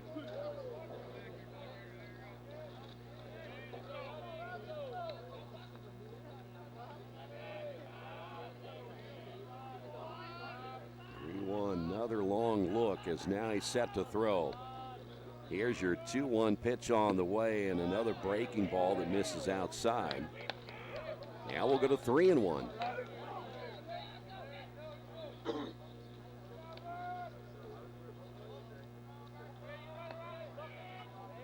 Three balls, 1 strike, 2 away.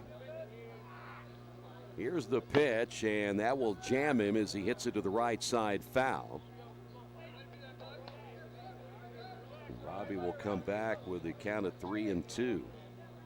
By the way, the Earlham women's lacrosse team was 8-7. They go back and forth. They're playing just down the way here. It's 9-7 now. So Earlham now has a 9-7 lead. The men play tomorrow. We'll have that one for you as well. Payoff pitch on the way, hit foul.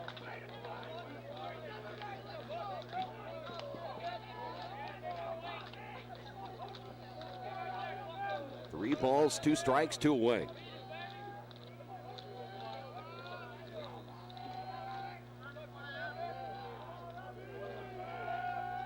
Once again, the payoff pitch, and a breaking ball strikes him out. Good job there by Greenlaw, as that will do it for the Quakers here in the 6th inning. We will head to inning number 7 on the Wesley Bates Wealth Management scoreboard. Earlham leading this one 4-0. This is Earlham Baseball right here on Radio Troy Digital Sports. Indiana Farm Bureau Insurance knows you're good at fitting one more dish in an already full dishwasher. We're good at your insurance.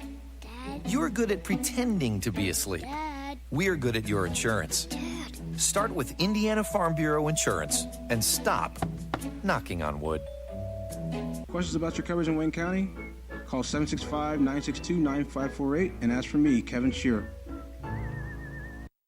Dargy Repair Service is family owned and operated, and they work on every kind of vehicle and specialize in imports. You can count on Dargy to do repairs and service, big and small. Dargy does regular service to major repairs. They do everything for your car except bodywork and tires. Dargy is a certified TechNet professional auto service. Dargy Repair and Service, 1700 Northwest 11th Street in Richmond. For more information, give them a call at 935-2241. Dargy Repair Service is family owned and operated, and they work on every kind of vehicle and specialize in imports. You can count on Dargy to do repairs and service, big and small. Dargy does regular service to major repairs. They do everything for your car except bodywork and tires.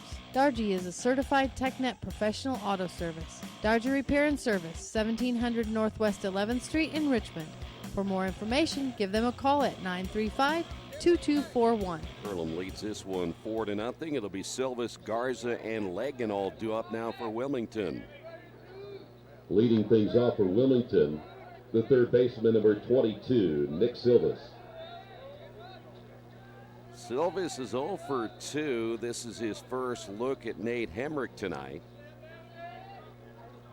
Nate threw one pitch in the 6th inning and got the out, and that was it. So Nate now back in for another inning of work. That'll be foul tipped, and it's no balls and a strike.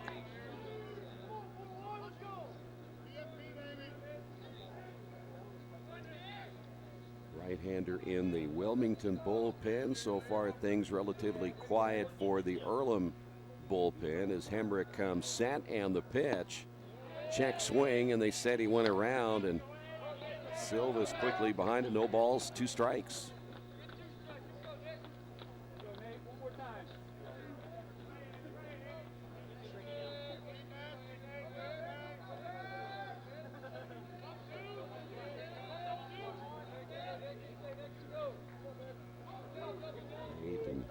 His catcher whistle unable to get together on the signs.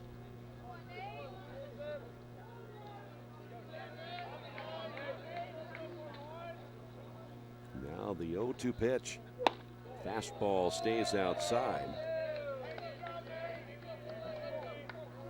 1 ball and 2 strikes. Nate, by the way, pretty good size, 6'3", 200 pounds.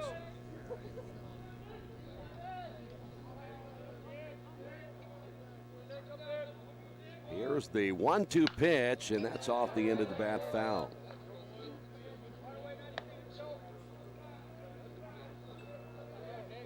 So 2 balls, 2 strikes now to Silvis. He lined out his last time up in the 4th inning. Hit it right at Shondell and left.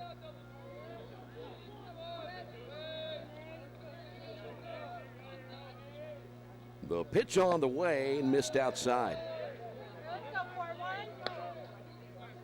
Silvis came in hitting at .214.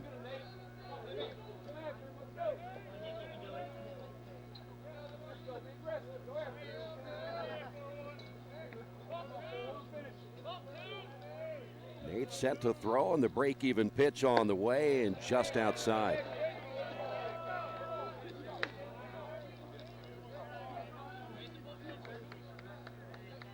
So far, the bottom of the order from number 5 on down, they've only had the one base hit. That was Joe Lagan in the 5th inning.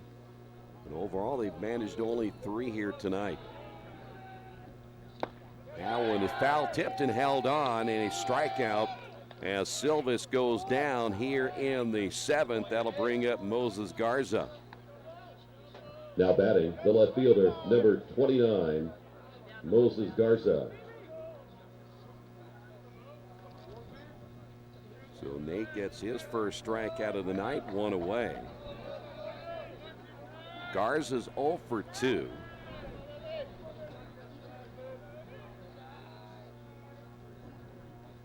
Nate's breaking ball is outside. His fastball, last pitch he threw, blew it right by Silvis.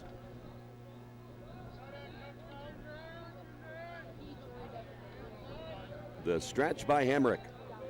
And the pitch on the way, grounded to the third baseman, Danny Dopp. He's been quiet tonight. High throw, but Hatfield there to bring it down, and there's 2 away. The infield hasn't had a whole lot to work with tonight. That'll bring up Joe Lagan. Now batting, the center fielder, number 27, Joe Lagan. Look back on it. We've had 1, 2, 3. We only had 4 ground ball outs here tonight. And that was the first one, if I'm not mistaken, that was hit to Danny Dopp down at third.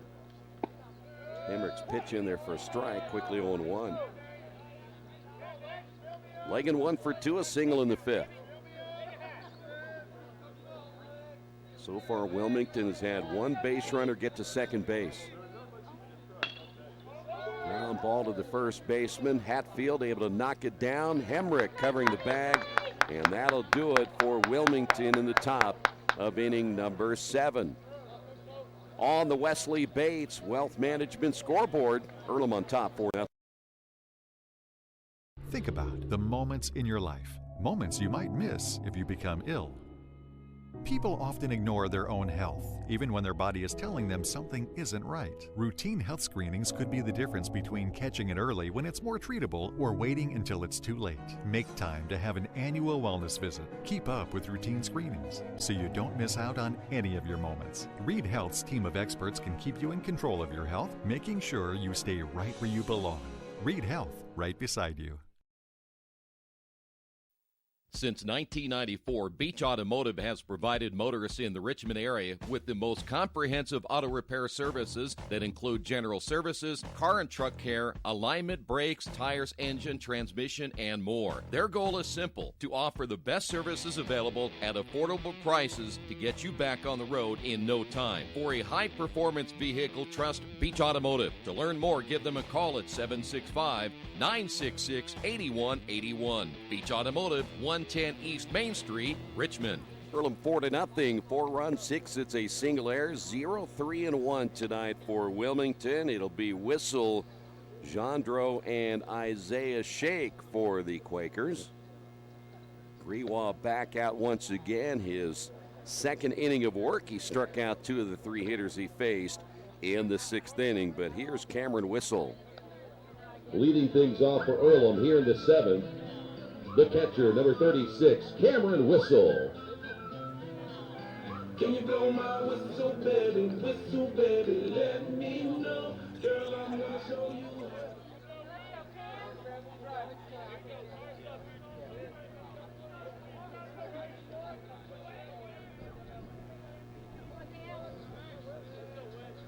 Here's the stretch once again by Greenwald. On the pitch is outside, 1-0.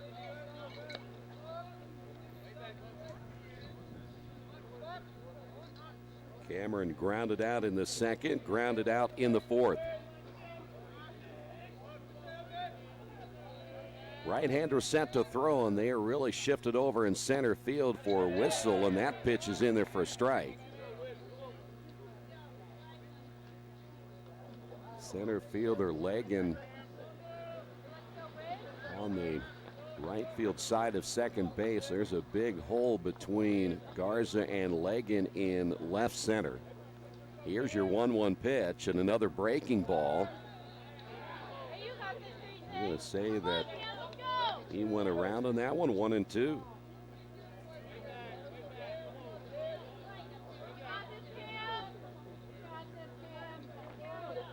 Well, certainly the change of pace here going from the left-hander that started the ball game, and now you have a right-hander here in Grewa. Here's your 1-2 pitch. This will be a ground ball to the second baseman. Perkins charging, dropped it, and another error on Wilmington. That'll be their second error of the night. So whistle on base, and that'll bring up Mark Jandro. Now batting, the second baseman, number 1, Mark Jandro. Mark is 1 for 3.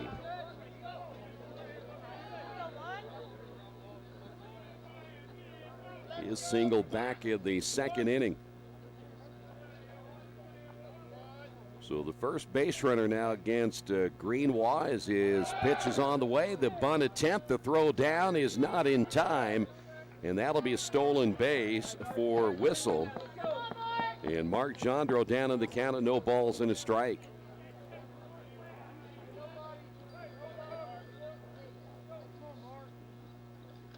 Earlham has managed now, 5 stolen bases here tonight.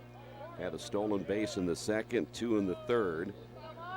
Had another one in the 5th, and now one here in the 7th inning. Grewa will check the runner at second and will step off. They will continue to play leg and shaded toward right field, even for a hitter like Mark Jandro. Again, a lot of space to hit between the left fielder and the center fielder. The throw down hits him in the back, and the ball will roll right to Turner. So Grewa nearly threw that one away. They were still, speaking of Perkins, he was still a little bit slow getting over to the bag.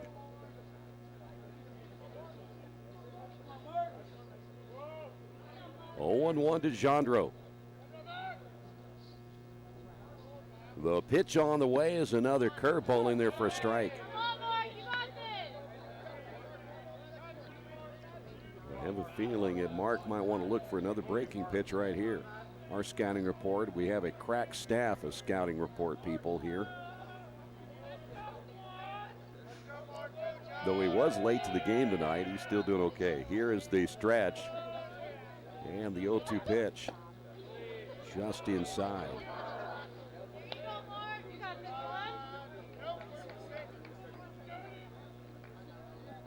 One ball, 2 strikes to Mark. Cameron Whistle at second base. Grewa's pitch, and it's hit foul. He was all over that pitch.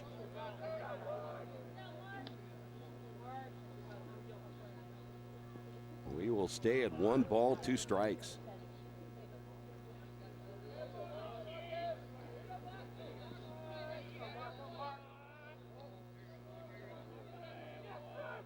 Mark came in hitting at .393.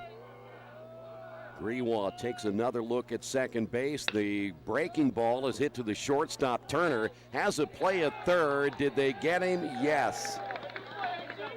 So Whistle took off. Ball hit right in front of him, and generally the rule is don't go if you have the ball hit right in front of you, but he went anyway, so he is out number 1. And that'll bring up Isaiah Shake. Now batting the center fielder, number 33, Isaiah Shake.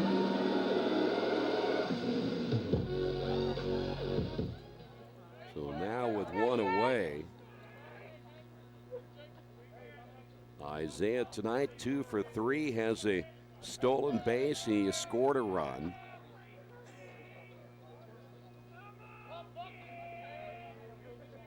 Grewa will now have to deal with Jandro at first, another guy who can steal bases, and the throw to first. Grewa thought he had him. In fact, he was ready to celebrate out number 2.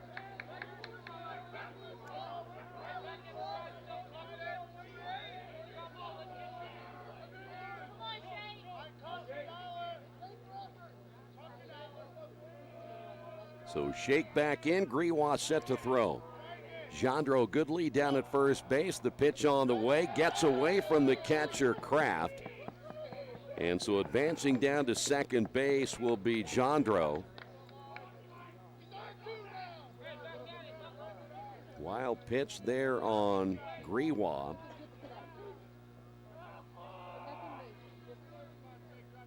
That is the second wild pitch we have seen tonight. Now on Wilmington pitching, we have seen a pass ball tonight on Kraft as well. But now for Earlham, they have a runner in scoring position again. There's a fastball in there for strike one.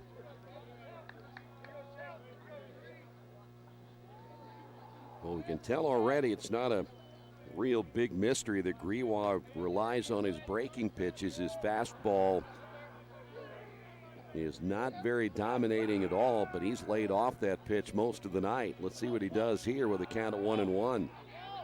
The pitch on the way, and you could tell he took something off that one, even on the arm angle that he had in the delivery. Now goes to 1-2. You can actually pick that up pretty easily. Was that on your scouting report earlier too? Yes.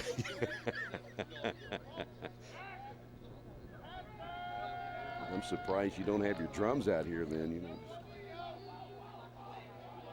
Your trash cans, you could beat on those a little bit. You know, you ought to do that just for fun, see what people do. 1 ball, 2 strikes. Well, that's awful close. Misses inside, 2-2.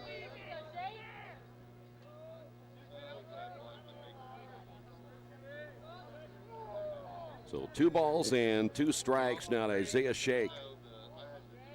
Jandro the lead down at second base. Greewa set to throw. The right-hander's pitch is another breaking ball. Greewa snags it on the way. And that's a big out right there. That's a great play by Greewa. So 2 away. And that'll bring up now Danny Dobb. Now batting, the third baseman, number 7, Danny Dobb.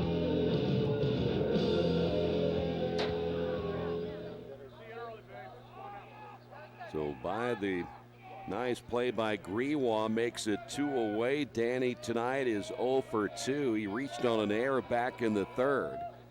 He also walked in the first inning, and the pitch is outside for a ball.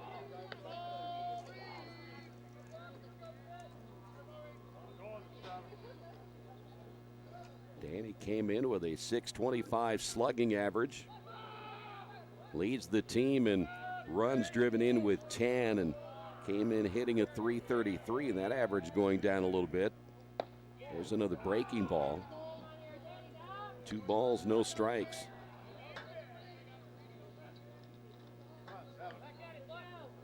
Bottom half of inning number 7, still 4-0.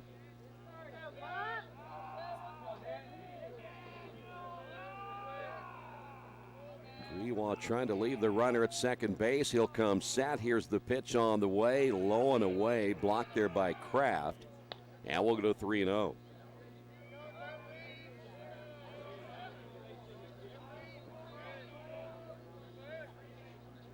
Austin Hatfield is on deck. Our scouting report says they should just put him on right here, right? This could be an intentional, unintentional ball right here. Lifted high in the air to left field.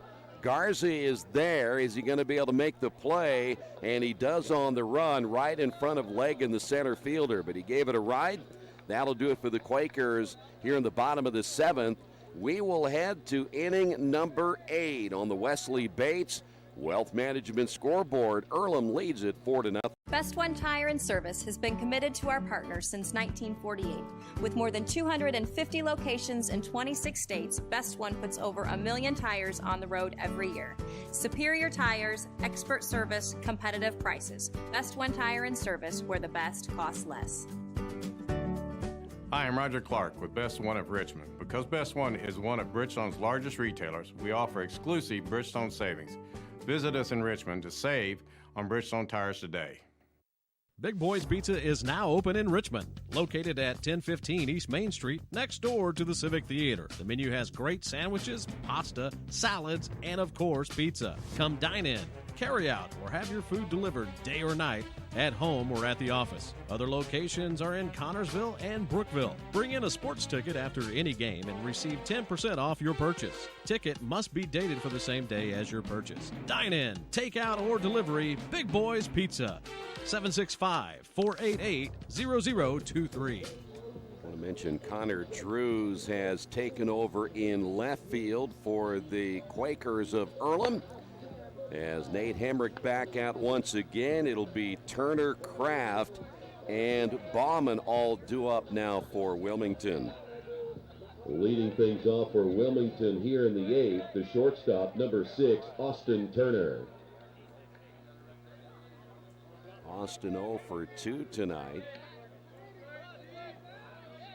This will be his first look at Nate Hemrick, though I'm sure they have been familiar with one another playing out of the North Central Conference at Richmond and Kokomo, as that one will be fouled off. Catches a piece of whistle.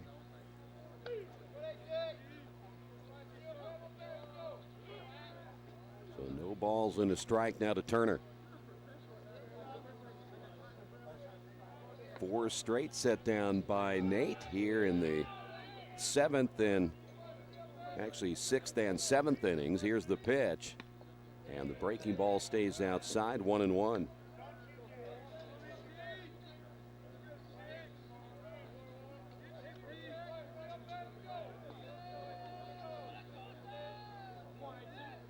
Hamburg gets the sign from Whistle, and the pitch. Fly ball right side, should be an easy play for Gendreau, and that'll do it for Turner. He's now 0 for 3. And that'll bring up Corbin Kraft. Now batting, the catcher, number 5, Corbin Kraft.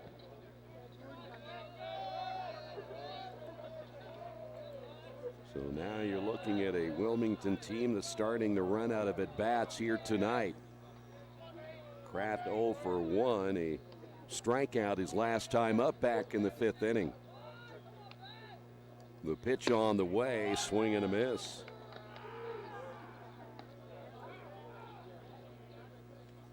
For tonight, Aiden Tillart, still chance to pick up the win.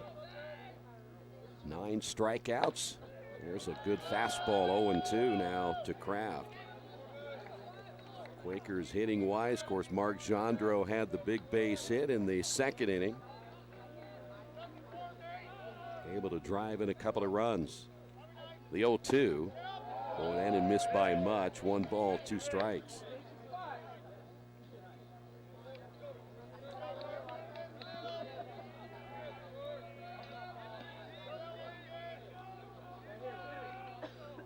Hemrick gets the sign. Here's the stretch, and the right-hander's pitch is on the way and outside. 2 balls, 2 strikes.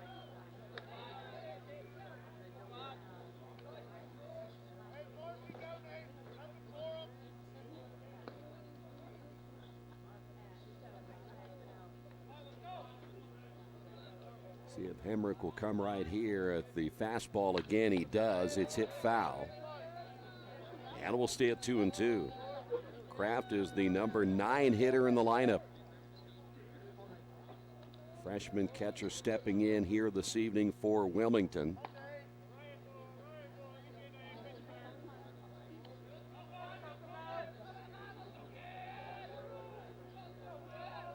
Hemrick, long look now as he's set to throw.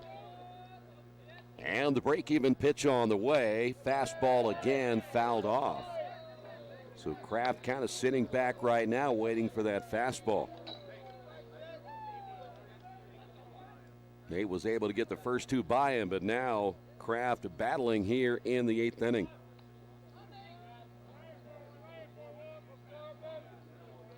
Two balls and 2 strikes. The stretch and the pitch on the way, outside for ball 3.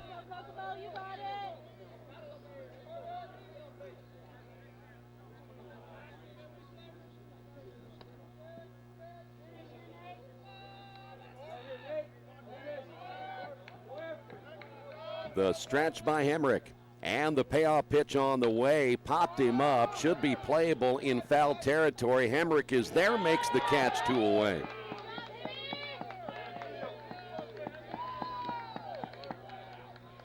And with 2 outs, that'll bring up Owen Bauman. Looks like we may have a pinch hitter right here as Jordan Turner set to hit.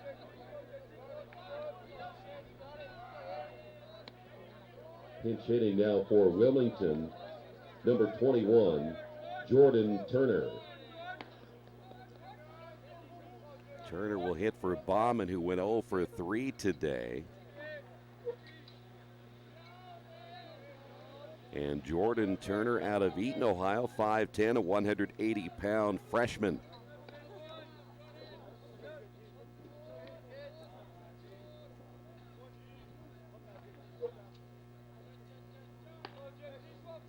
We'll see if Turner will also take over in right field, as they'll have to make some type of move with Bauman being the right fielder when we head to the bottom of the 8th inning.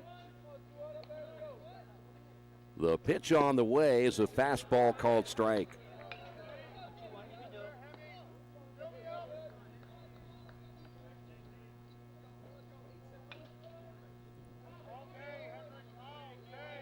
Looks like for Nate Turner, this is his first plate appearance of the year as the pitch is off the mark. 1 ball, 1 strike. Bauman had limited at bats coming in. I don't see that Nate Turner has any stats, at least at this point. So this is his first official at bat. There's a swing and a miss. And we'll go to 1 ball, 2 strikes. 2 away here in the top of the 8th inning. Earlham trying to pick up their 6th win of the year in their first 7 games. Here's your 1-2 pitch. Got him swinging, and that'll do it for Turner. We will head to the bottom half of inning number 8 on the Wesley Bates Wealth Management scoreboard. Earlham on top, 4-0. Kate's Cages is the #1 indoor training facility for baseball and softball in Richmond by far. With top flight instructors, you will learn how to play the game the right way. Everything from pitching, hitting, catching, and fielding. Kate's Cages will also have the opportunity to participate in triple play fall ball, the softball academy, individual and team camps, and individual private workouts. Kate's Cages baseball and softball indoor training facility, 1366 Rose City Boulevard. Call 993-2353 for more information. At First Bank Richmond, we provide you with an excellent banking experience. Whether it's personal checking, savings, mortgage loans, consumer loans, retail lending, or trust and investments, you can count on First Bank Richmond. First Bank Richmond has been serving the Richmond area since 1887. For more information, give them a call at 962-2581 or go to their website at firstbankrichmond.com. Wilmington will make a change in right field as Bryce Fordyce will take over. Senior out of Cuyahoga Falls, Ohio, 6'1", 190 pounds. Quakers of Earlham are due with Austin Hatfield to lead things off, followed by Brian Pansura and Jordan Kuderer. And again, the Earlham Quakers leading it 4-0. Leading things off for Earlham here in the bottom of the 8th inning, the first baseman, number 17, Austin Hatfield. So here is Hatfield, 0 for 2 with a walk.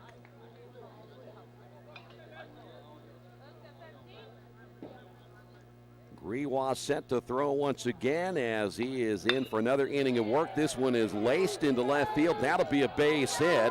It gets over the head of Garza. Heading to second base will be Hatfield, and that should be a double by Austin Hatfield.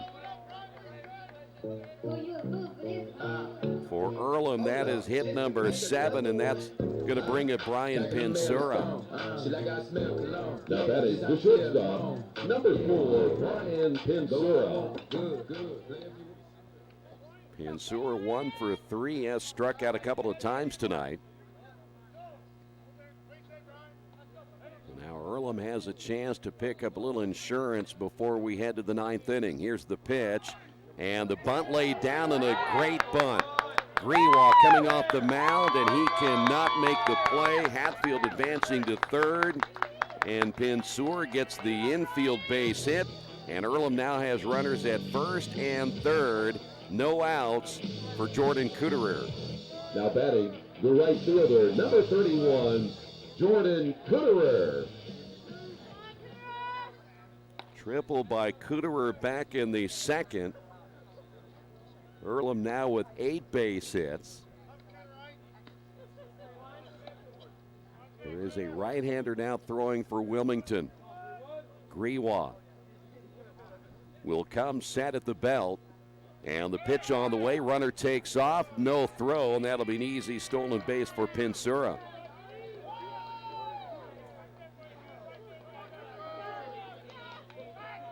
So Earlham even running late in this one. Another stolen base here tonight, and now Kuderer head in the count of 1 ball, no strikes. Here's the stretch and the pitch on the way. Breaking ball, hit back of the middle, diving the second baseman Perkins. He'll make the play there. A run will score, and Earlham now leads this one 5-0. Pinsur advancing on to third base. Here's Sam Sprocket. Now batting, the designated hitter, number 22, Sam Sprocket.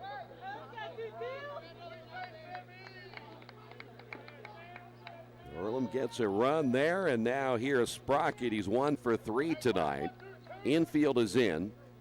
The pitch on the way is Jam. That'll jam. He hits it foul. And we'll go to no balls and a strike. Quakers now 8 base hits.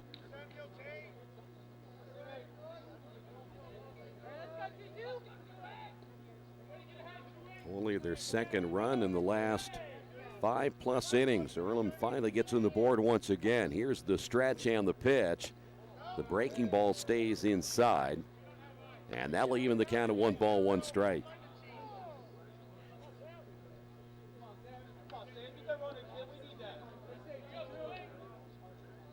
All of this getting started with the double by Hatfield, the single by Pinsura. Kuderer hit a ball that nearly got through the infield. There's a ground ball, base hit left field. Pinsura will score. Sprocket driving in another run. And Earlham on top of this one now 6-0. We may have a pinch runner down at first. That may be, I think it's Alec Bryan, right? And at the plate, this is going to be Connor Drews, and we'll have a visit to the mound as well. So we will have a new pitcher. So we've got all kinds of changes coming up. Do not go anywhere as the Earlham Quakers now leading this one 6-0. We'll tell you about the changes coming up in just a moment. This is Earlham Baseball and Radio Troy Digital Sports. Georgia Direct is your one-stop source for floor coverings and decorating ideas for remodeling a home, office, kitchen, or bathroom. Their showroom offers quality products from Mohawk, Shaw, Armstrong, Craft Made, and many more. They proudly offer Richmond the best quality and variety of home design solutions at competitive prices. At Georgia Direct, their goal is to deliver an outstanding customer experience from selection through installation. Georgia Direct Carpets and Cabinets, 5200 National Road East, Richmond. Are you looking for the right place to work out? A place where you have several choices and can have fun at the same time? Well, that place is right here in Richmond, Family Fitness Works. Family Fitness Works has spinning, Zumba, kickboxing, core works, kick fit, body pump, body flow, and much, much more. And don't forget, Family Fitness Works also has Richmond's most extensive free weights and Nautilus in the area. Check out their website at familyfitness.com or stop by at 213 North 3rd Street in Richmond. For Wilmington, they will go to their bullpen and bring in a right-hander, as this will be Dylan Newman, a freshman out of Cincinnati. He is 6'2", 210 pounds. And for Newman, This is going to be his college debut. Earlham has made a change as well, as at first base, Alec Bryan will be pinch running. And now we will see, for the first time tonight, Connor Drews. Now batting for the Quakers, number 14, Connor Drews. So here is Drews hitting in the number 8 spot, and Newman set to throw. Third pitcher used tonight by Wilmington. The stretch by Newman, and he'll throw to first on a short lead by Alec Bryan.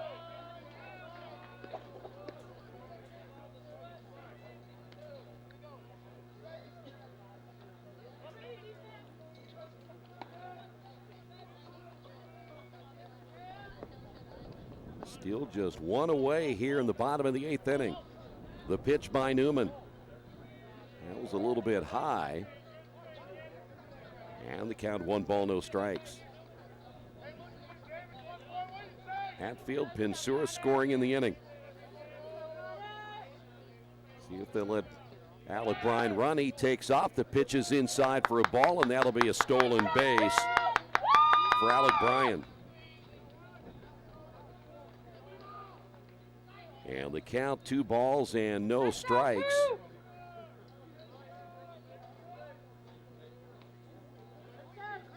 Connor Drews, a junior, played at Brebeuf High School. He's out of Noblesville. The stretch by Newman, and the pitch on the way, hit foul. 2 balls and a strike.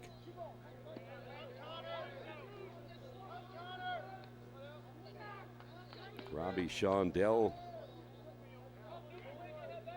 went 0 for 2, a couple of strikeouts, a run scored, and a walk. So Connor Drews up for the first time tonight. That breaking ball is behind Connor, so Newman will see the count go to 3 balls and 1 strike. Cameron Whistle is on deck.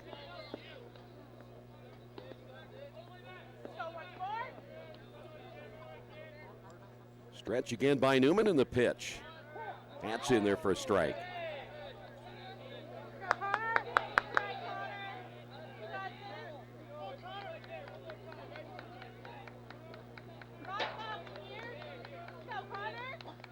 Three balls, 2 strikes. Runner at second base. 2 runs across. Here's the pitch. And that'll be ball 4. So now runners at first and second. And here's Cameron Whistle. Now batting, the catcher, number 36, Cameron Whistle. Cameron 0 for 3 tonight. Reached base in the 7th inning on that error by the second baseman Perkins. Now Earlham with runners at first and second. The stretch by Newman, in the pitch is outside for a ball.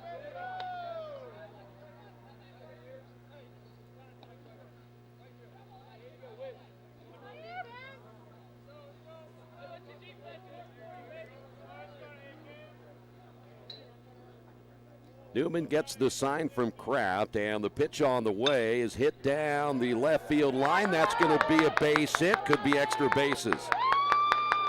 Bryan will score. Heading around third is Drews. They'll send him to the plate. The double drives in 2 more runs, and Earlham now leads this one 8-0.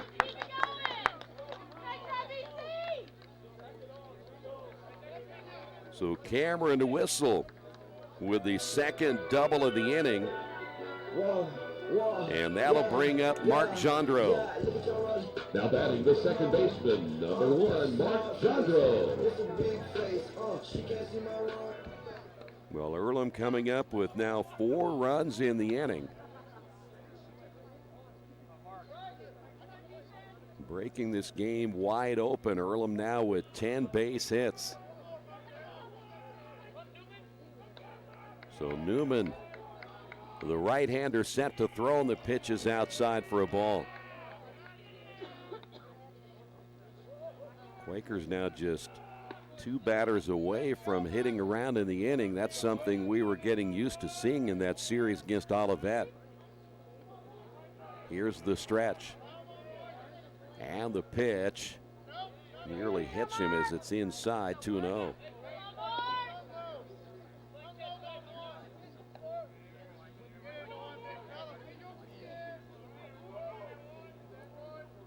Newman checks the runner at second. Here's the pitch on the way, and he misses, and runner will take off to third, and is he safe? Yes. So 3-0. Wild pitch will be added to your score sheet as well on Newman. That'll be the third wild pitch tonight. The infield is in. Even with an 8-0 deficit. Here's the pitch. That's in there for a strike as Mark taking all the way. Cameron Whistle down at third. The pitch. Grounded softly left side. Could be trouble if it stays fair. It'll be a foul ball.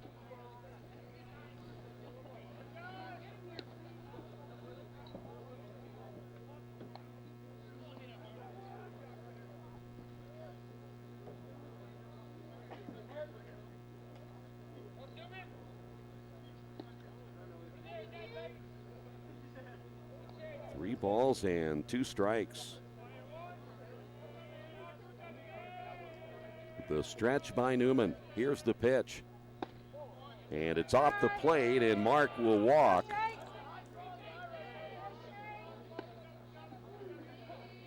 And now runners at first and third. And this will be Isaiah Shake, but we'll have a pinch runner, I believe, at first base as well. And a visit to the mound before Isaiah even comes up. We're going to have another pitching change as well. We will tell you about another new pitcher coming in as Earlham has opened up this one, an 8-0 lead. This is Earlham baseball right here in Radio Troy Digital Sports. Today's game brought to you in part by Mancino's Pizza and Grinders. Mancino's is family-friendly, serving fresh grinders, pizza, pasta, and salads every day. They serve great food priced for family budgets. Mancino's Italian bread and pizza dough are made from scratch every day, and the baking process may take a little more time, but the end result of freshness and flavor make the real difference in all of Mancino's award-winning products. Mancino's of Richmond. Give them a call at 966-1166 or go to their website, mancinosofrichmond.com. At the Reed Orthopedic Center, our physicians and support team devote themselves to helping you return to a healthy and active lifestyle. Our expertise includes shoulder, elbow, foot, ankle, hand, wrist, hip, and knee injuries, as well as pain management and rehabilitation, and school athletic training programs and sports medicine. We are committed to providing you with the best possible orthopedic treatment that we can. To request an appointment at the Reed Orthopedic Center, call 765-935-8905. Well, Earlham on top of this one, 8-0. Christian Lanchonnaise will take over at first base as a pinch runner. Isaiah Shake has not been announced as of yet, and the new pitchers we mentioned now will be Lincoln Howard. For Lincoln, let's see if he has thrown yet this year. He has 1 appearance, 1 inning, giving up 5 hits, 3 runs, all earned, 1 strikeout and no walks, and an ERA of 27. So Earlham still ready to go to work, and as mentioned, here is Isaiah Shake. Now batting for the Quakers, the center fielder, number 33, Isaiah Shake.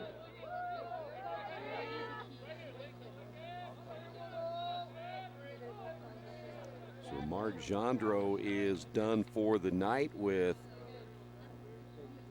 Lanchonnaise down at first base. The stretch by Howard.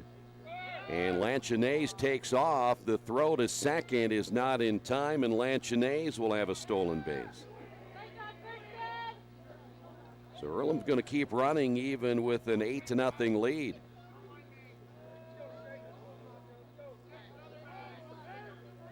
It is now 1, 2,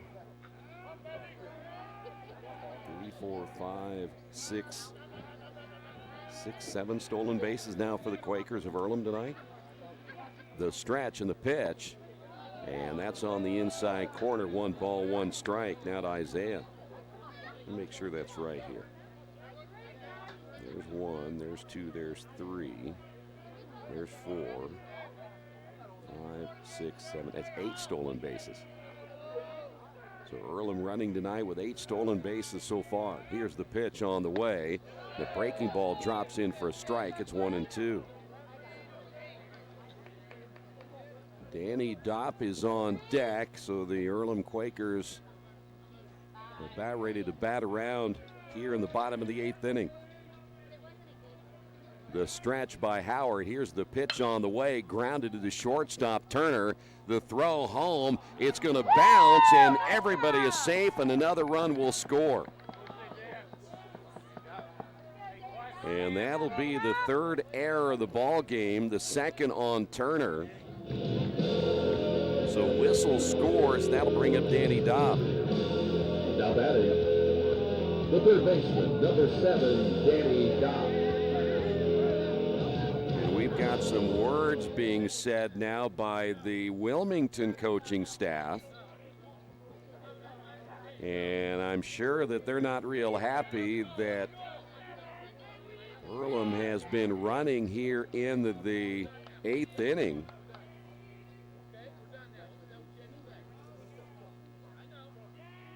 So Steve Sakasits came out. There's some words being said to the Wilmington dugout, and the Wilmington dugout saying something back to the Earlham dugout.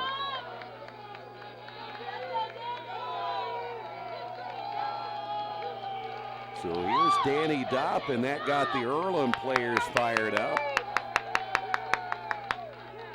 Have a feeling they don't mind burying Wilmington in this one, and I'm not sure why the umpire, did he kick somebody out? The field umpire just, I don't know if he threw somebody out or not, but he pointed to the Earlham dugout. Things are getting chippy here in the bottom of the 8th inning. The stretch now by Howard. Runner will take off, and the pitch over the head of Danny Dopp, and the runner will be out at home.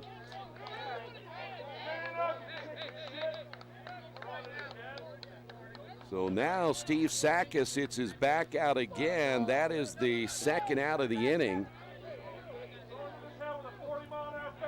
And the ball had sailed over the head of Danny Dopp. I don't know if he was throwing at Danny or not, but it certainly appeared to look like he was. Danny didn't get out of the box. And Lanchonnaise was thrown out there at the plate for out number 2. Isaiah Shake, he was off and running down to second base. So Earlham continues to run here in the 8th inning. But now we have 2 away and a runner at second base. I can just imagine what this will be like afterwards when the 2 teams attempt to shake hands when it's over. They may just want to go back to their bus and forget it. I mean their vans. Here's the stretch and the pitch. And it's in there for a strike. So the count is even at 1-1.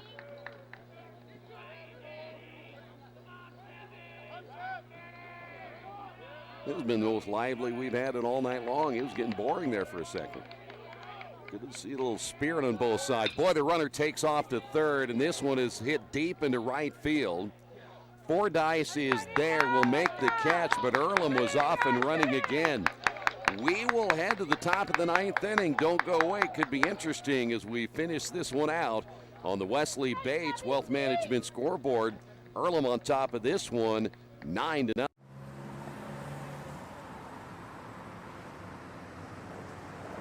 I got this.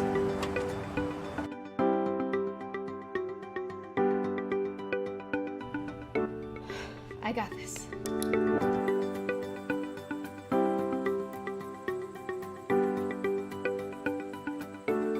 I got this. At Harrington Hogue, we believe your life belongs to you.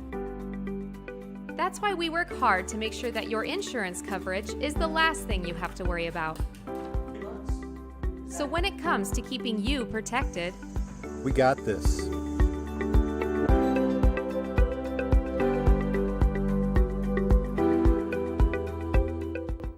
As an internet service provider, Parallax Systems offers reliable residential high-speed internet service and business service.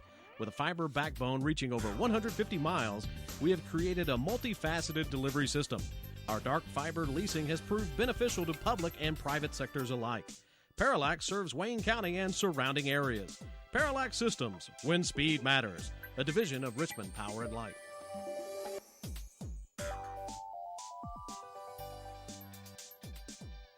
As an internet service provider, Parallax Systems offers reliable residential high-speed internet service and business service. With a fiber backbone reaching over 150 miles, we have created a multifaceted delivery system. Our dark fiber leasing has proved beneficial to public and private sectors alike. Parallax serves Wayne County and surrounding areas. Parallax Systems, when speed matters, a division of Richmond Power and Light.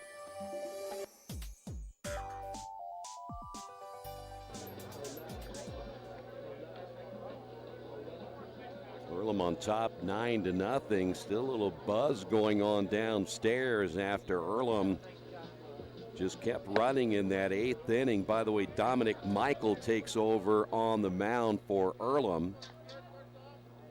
Baisley's at second.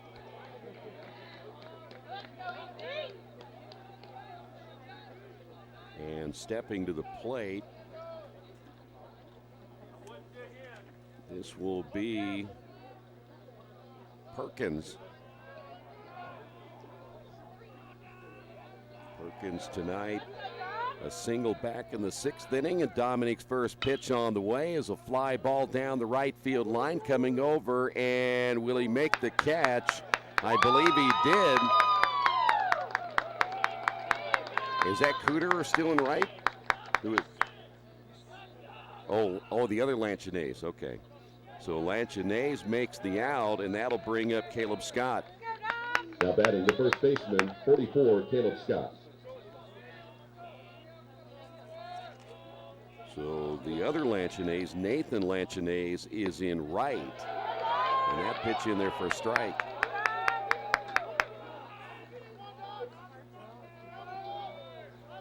So now we'll refer to him as the other Lanchinaise now.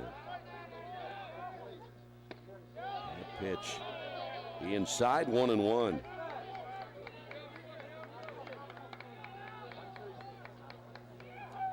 James Grace has taken over in center field. So from the start, there's a pitch in there for a strike. So from the start of the game, and complete new outfield. 1 ball, 2 strikes now to Scott. We will keep the camera rolling when this one is over to see how things transpire when the two teams meet to shake hands. I have a feeling the coaches may not be shaking hands. 2-2.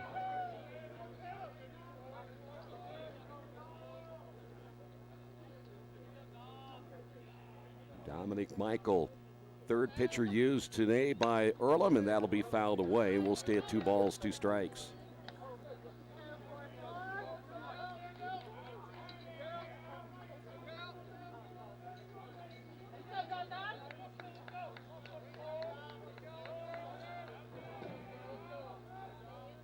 The break-even pitch now by Michael. Ground ball up the middle. The shortstop. The long throw, and boy, what a play by the Earlham shortstop. Brian Pensora makes it now 2 away. And that'll bring up Luke Kleindl. Now batting the designated hitter, number 34, Luke Kleindl. So Wilmington down to their final out here tonight.